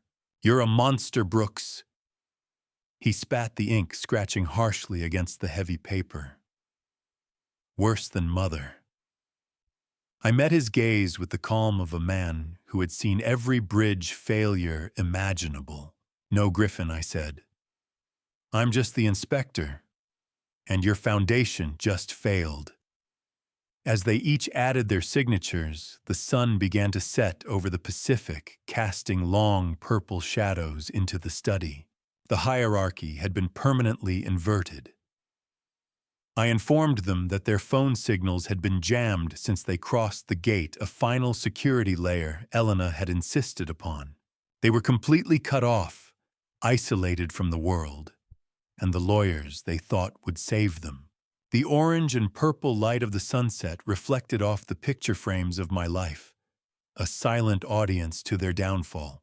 I stood on the porch as the 4 people I had raised walked toward the small worker cottages in the dark, the first frost of autumn beginning to bite at the air they now had to earn. Winter on Orcas Island doesn't just bite the skin. It gnaws at the ego, stripping away the designer labels until all that's left is the raw, shivering truth of survival. The first morning in the cottages was silent save for the sound of a wood-burning stove and the realization that their old lives were gone. I watched from the main house as the frost of November turned the emerald forest into a skeletal silver graveyard. My stepchildren emerged from their dwellings not in Italian wool or silk, but in the generic heavy-duty canvas and denim I had purchased from the island's local hardware shop. I had already made a trip to the mainland to donate their confiscated wardrobes to a local thrift store, ensuring that the only remnants of their corporate royalty were the blisters beginning to form on their soft palms. Maddox and Leona were assigned to the construction site under the watchful eye of Saskia's lead foreman. Maddox, a man who once managed hedge funds with the flick of a finger, was now tasked with clearing rocky debris for the new shelter's foundation in the freezing mud. I could see the steam rising from his breath as he struggled with a rusted wheelbarrow. "My hands are bleeding, Brooks," he shouted across the yard when he saw me. "This is inhumane." I didn't move from my post. "Pain is just your body's way of remembering it's alive, Maddox. Keep digging." The work log was the only thing standing between him and a felony indictment, and we both knew it. $20 an hour. Maddox used to lose that much in the time it took him to sneeze. Now he was earning it through the honest friction of stone against steel. Down at the farm, Leona was winterizing the greenhouses, hauling heavy bags of compost through a wind that carried the scent of damp earth and wood smoke.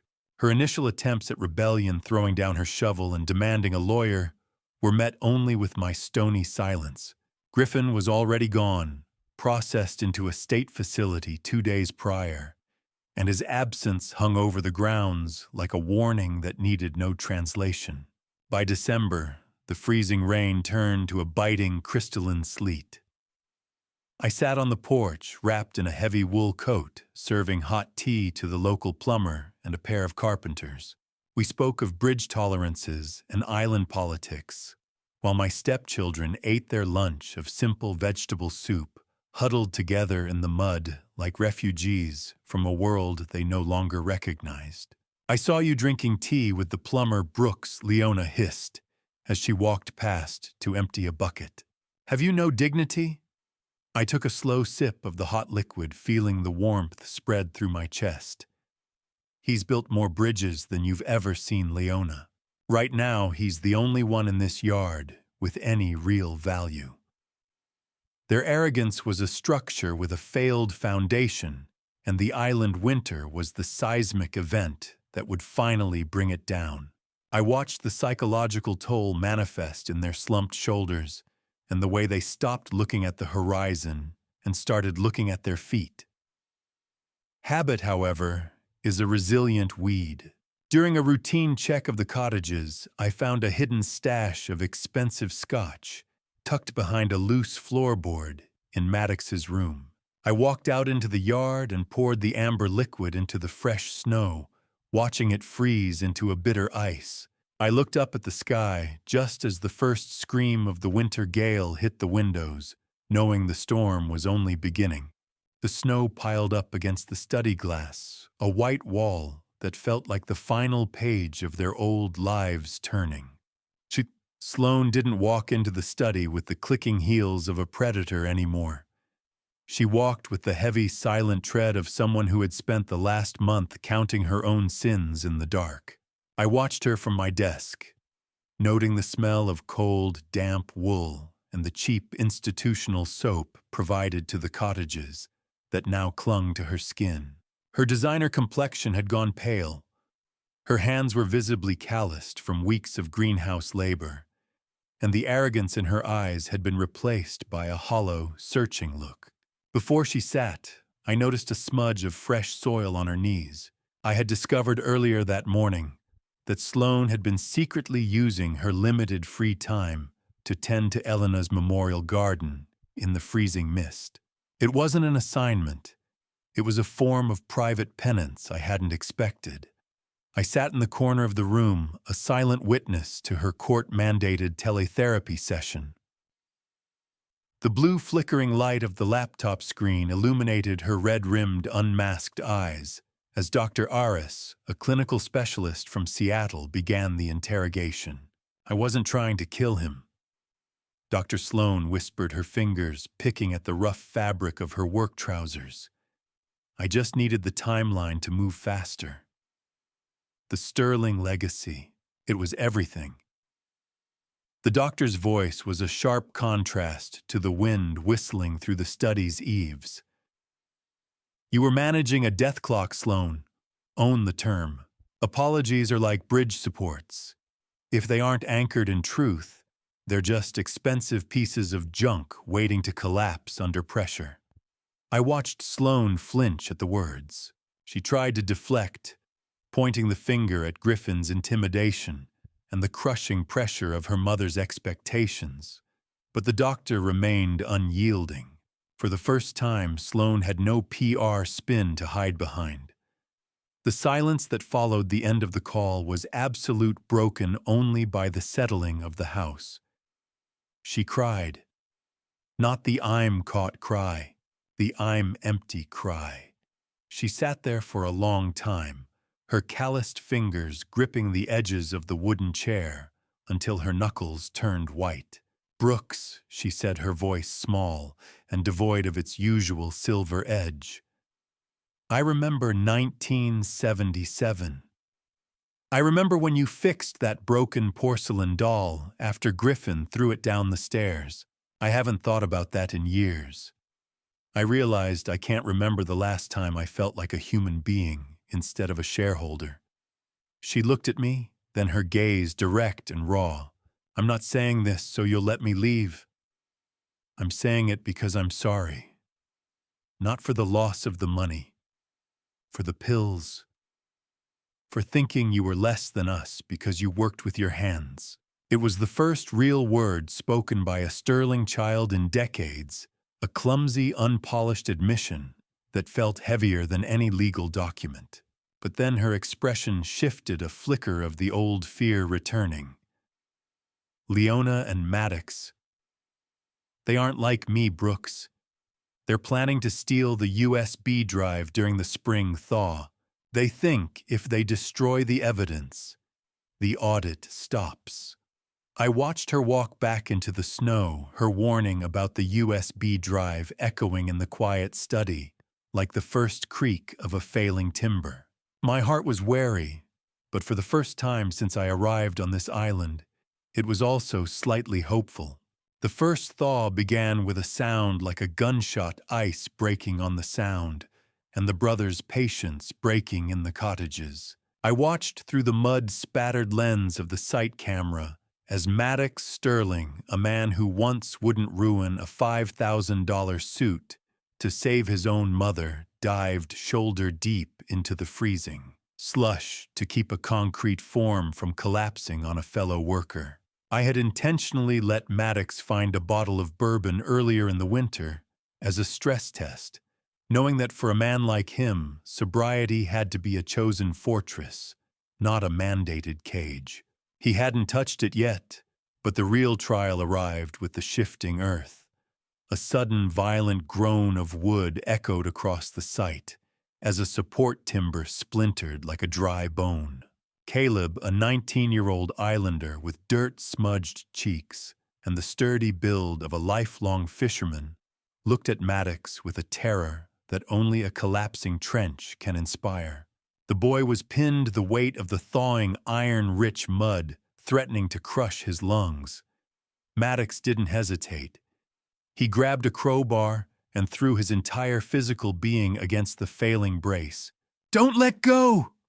Sterling the foreman screamed as the trench wall shuddered.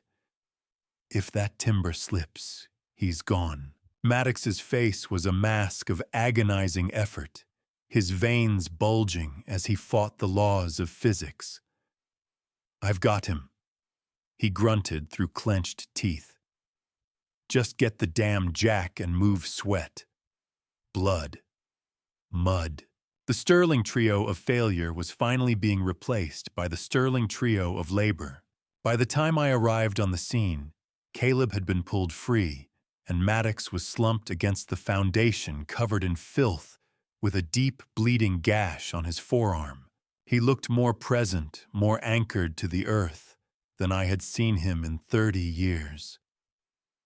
"You did good, Maddox," I said, watching as Caleb's father stepped forward to shake his hand. "Your hands, they finally look like they've done a day's work." The gratitude he received wasn't the polite plastic variety bought with a donation. It was earned in the dirt.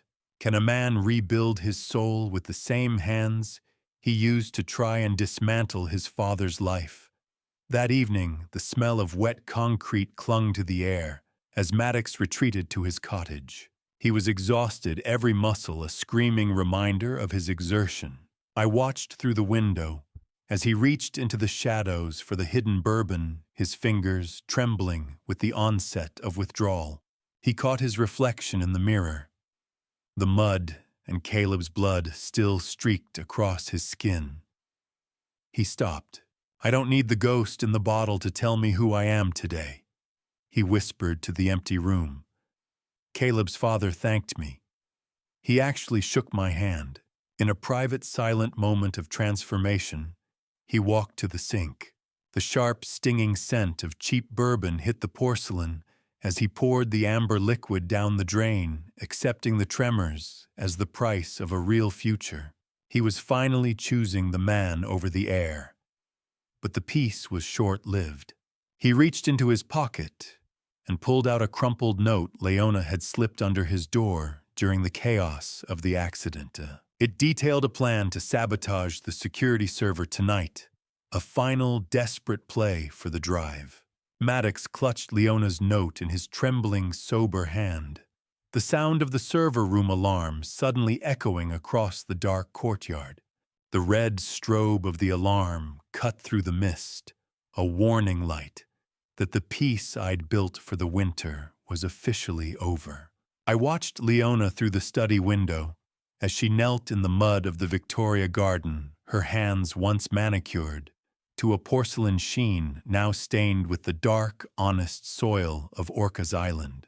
The alarm had faded into the quiet of a late spring morning, leaving behind a residue of cold clarity.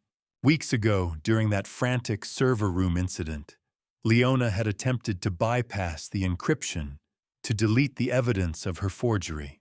She had expected a digital firewall or a lockout. Instead, the system had simply displayed a high-definition video of Elena's final days. My wife had spent her last breaths looking into that camera, and Leona found herself staring into the silent, hollow eyes of the mother she had tried to defraud. The psychological weight of that gaze broke her more effectively than any prison sentence. "I didn't want the money tonight, Brooks," she had whispered, when I found her trembling in the server rack's blue glow. "I just wanted her to stop looking at me like that." I had told her then to stop giving her a reason to look away. I assigned her to the Victoria Garden, a plot of land named after Elena's mother, the very woman who had planted the seeds of greed in the Sterling bloodline. Leona was now literally weeding the legacy of the person who had ruined her family.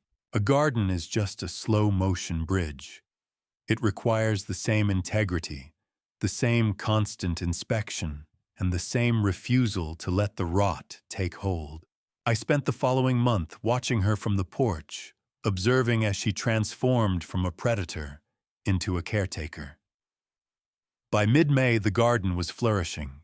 I walked down the slope as the cool, wet feeling of the island mist clung to my skin, the air thick with the heavy, intoxicating smell of crushed tomato leaves and damp mulch.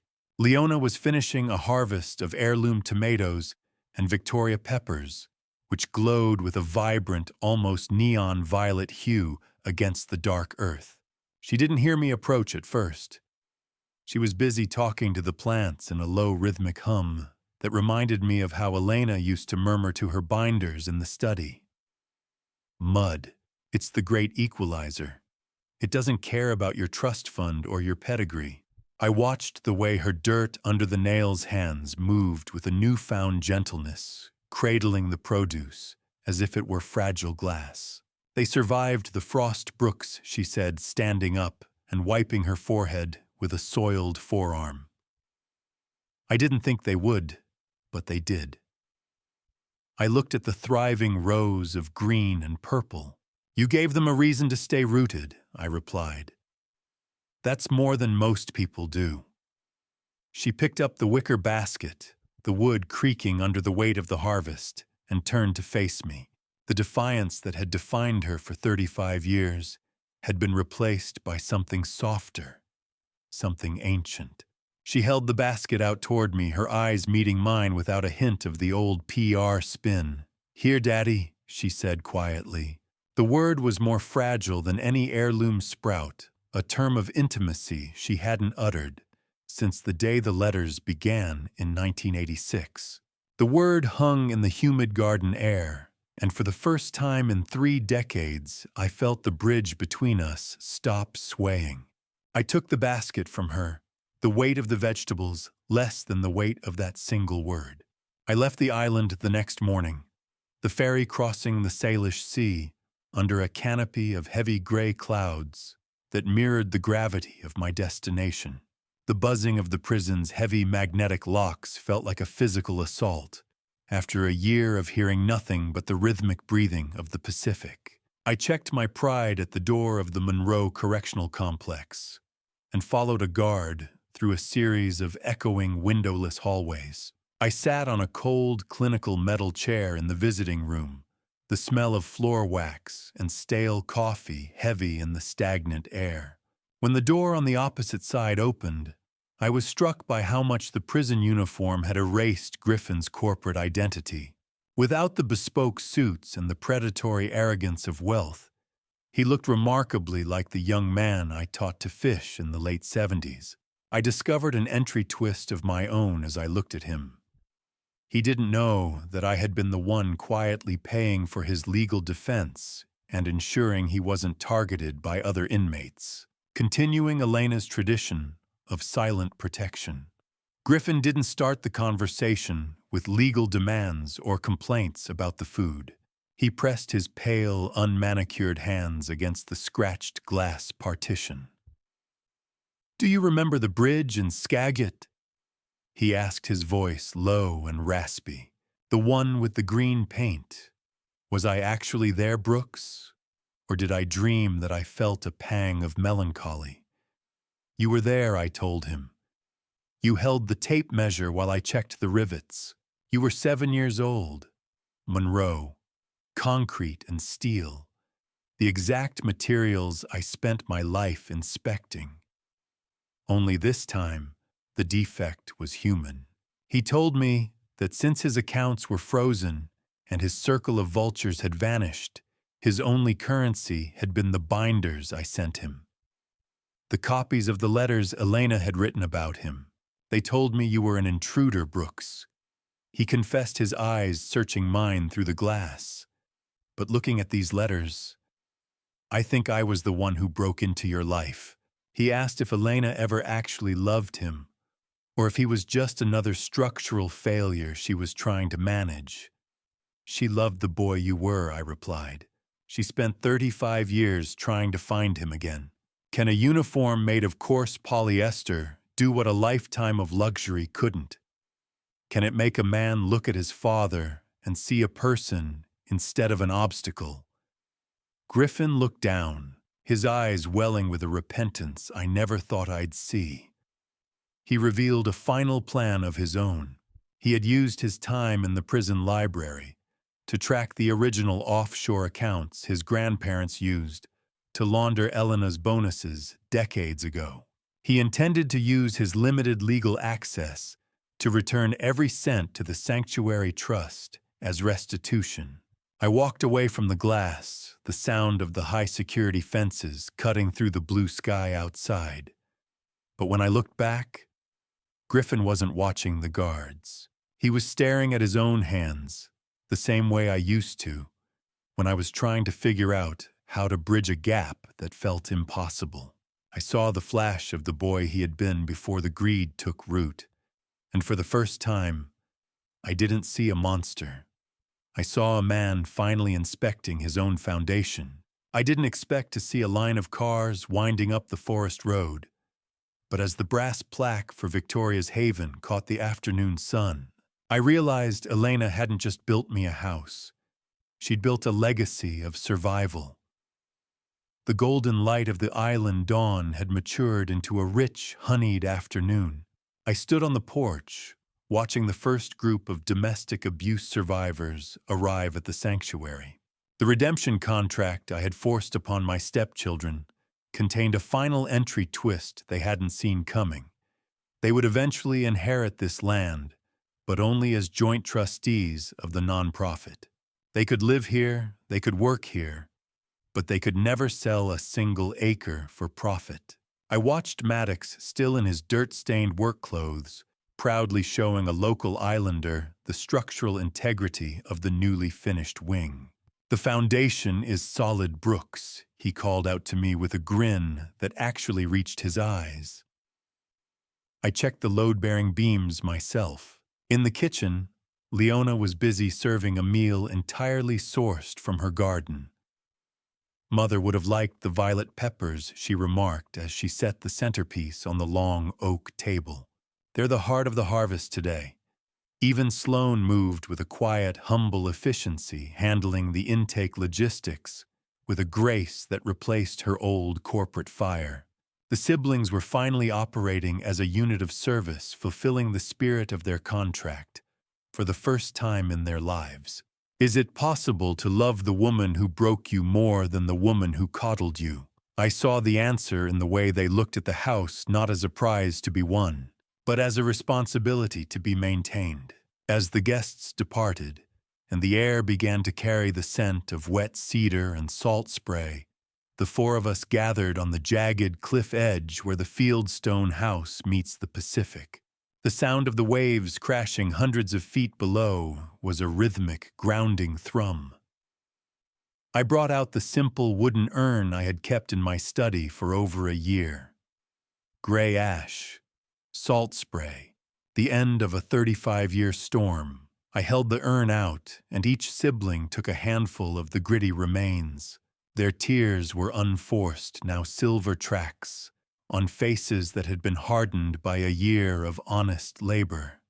"Go find your peace," Elena Maddox whispered, as he let his portion fly into the wind. "We've got the bridge from here." "She gave us back our souls, didn't she?" Sloane asked, her voice catching on the salt-heavy breeze. I watched the white dust catch the spray and disappear into the vast, churning Salish Sea, finally completing the intent of that 420th letter. The taste of salt on the wind was sharp and clean. I felt a profound sense of closure, the weight of the past finally sinking into the depths. But as the wind shifted, catching the very last of the remains, I felt something hard at the bottom of the wood. I reached in and found a final 421st envelope tucked into the velvet lining, a letter Elena had hidden for the specific day she was finally scattered. It was tiny and salt-stained, but her handwriting on the front was as steady and bold as the day we met. I pulled the small message from the urn, the ink reading, "For the man who rebuilt the bridge." The final letter didn't feel like paper. It felt like a warm hand resting on my shoulder, one last tether to the woman who had spent half a century playing the villain to remain my hero. I stood alone on the jagged cliffside, the paper warm in my grip, as if it had been holding onto the heat of the afternoon sun just for me. I broke the seal and let Elena's voice into my mind one last time. She admitted that the hardest part of her 4-decade performance wasn't the public cruelty or the legal maneuvering, but the quiet moments in our Madison Park kitchen when she had almost given in to the urge to tell me the truth. She wrote about the connection a bridge facilitates, reminding me that the structural integrity of a family, much like the steel and stone I had spent my life inspecting, depends on the strength of its deepest foundations. I discovered an entry twist that made me weep. Elena had maintained a second secret sanctuary fund, specifically for Griffin's rehabilitation, a ledger of hope, proving she had never truly given up on her firstborn. Forgive me for the silence, Brooks, the faded but clear ink read. I hope the island's music makes up for it.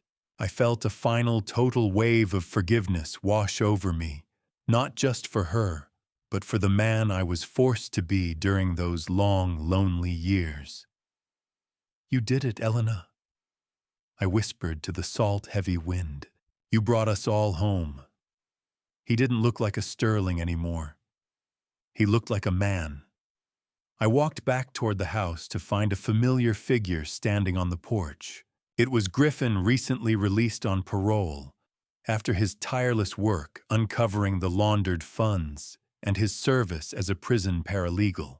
The bespoke suits and golden watches were gone, replaced by simple, unbranded clothing that suggested a quiet humility. Without being asked, Griffin brought out a tray with 2 ceramic mugs. He walked with a meticulously silent respect, a mirror of the very role I had held for 35 years. Black 2 sugars, he said, his voice steady as he offered me the coffee. I haven't forgotten Brooks. I looked at him, seeing the strength in his eyes that had nothing to do with arrogance. How many years does it take for a son to learn that serving a good man is worth more than ruling a bad empire? He told me he wasn't here for the deed or the trust, but simply to help with the foundation of the haven. Then he delivered the final role reversal. Griffin told me that he had officially and legally changed his last name. He was no longer a Sterling. He was Griffin Brooks. He had chosen my identity over the toxic legacy of his mother's family, effectively crowning me as the father he finally recognized.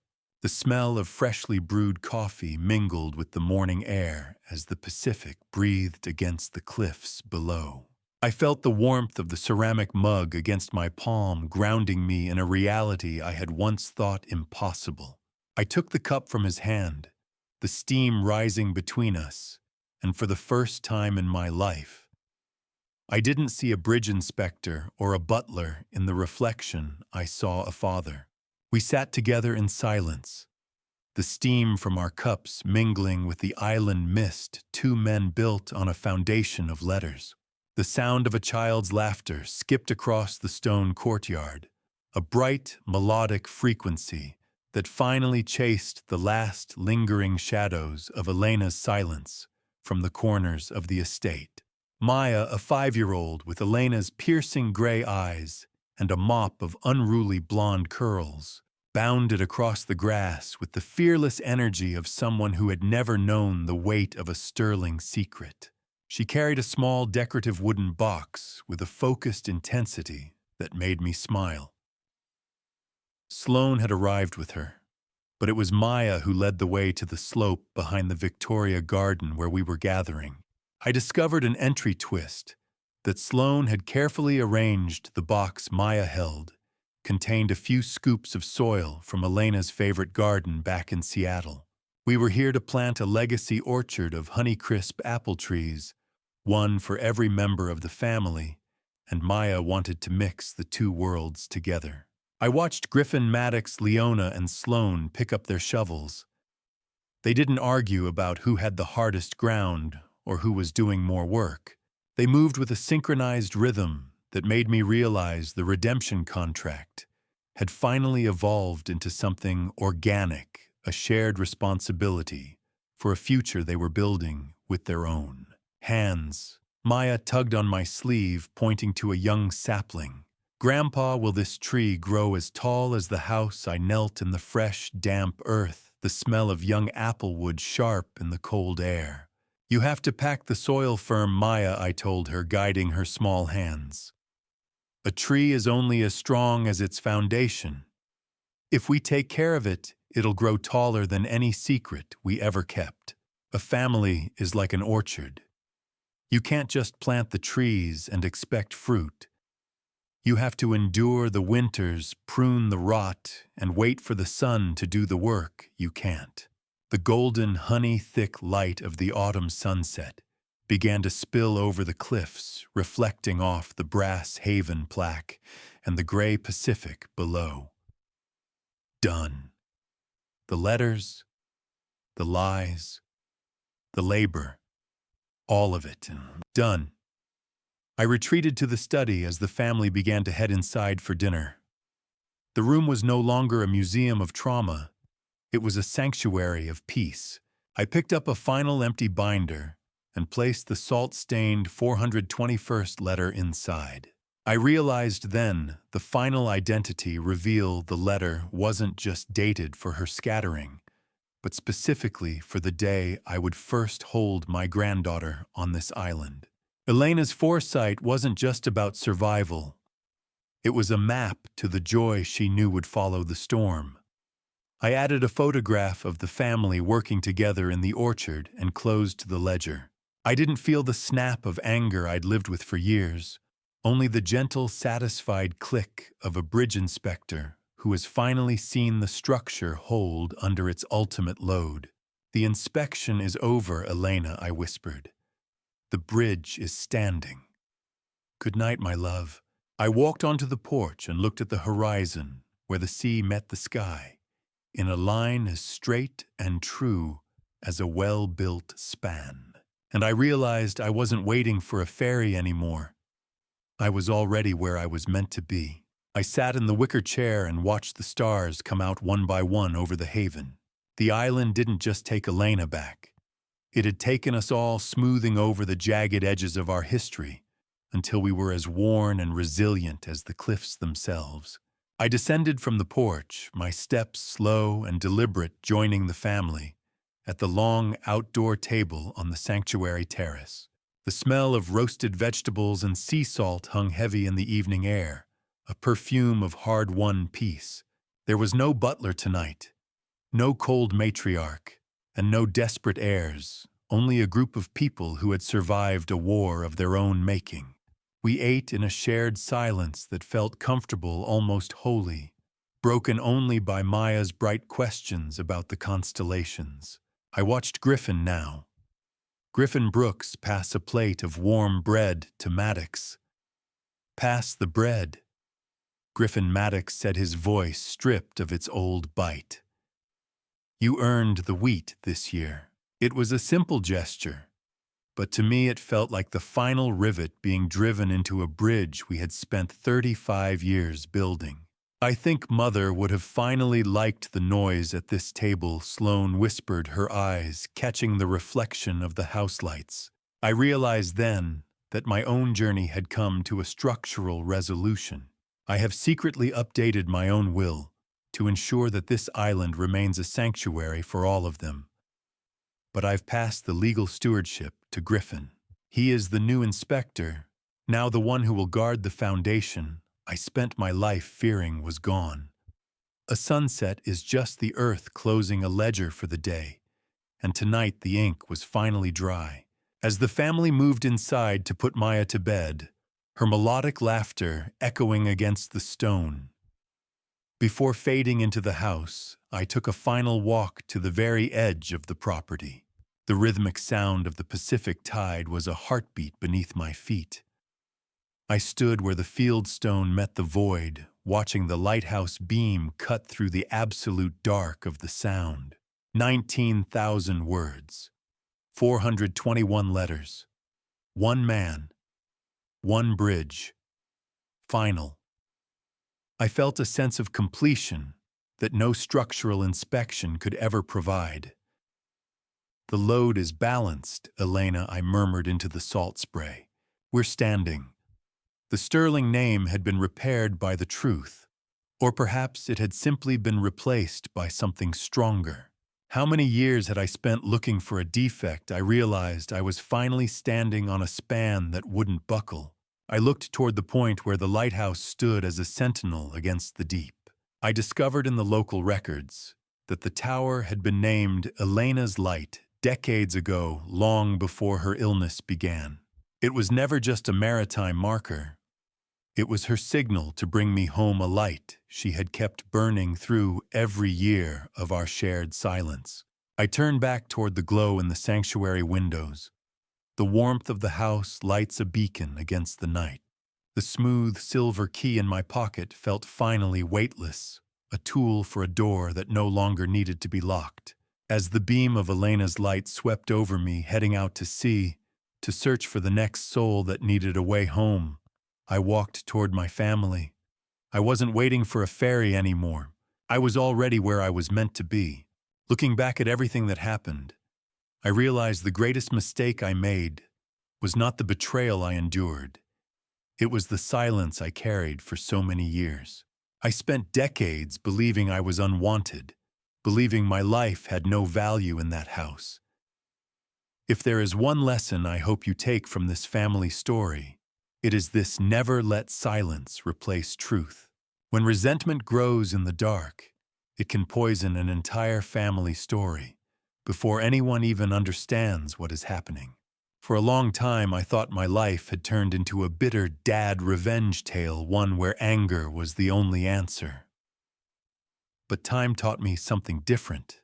What began as dad revenge eventually became something deeper: accountability, redemption, and the rebuilding of a broken family story. Sometimes justice is necessary, but revenge alone cannot rebuild a family.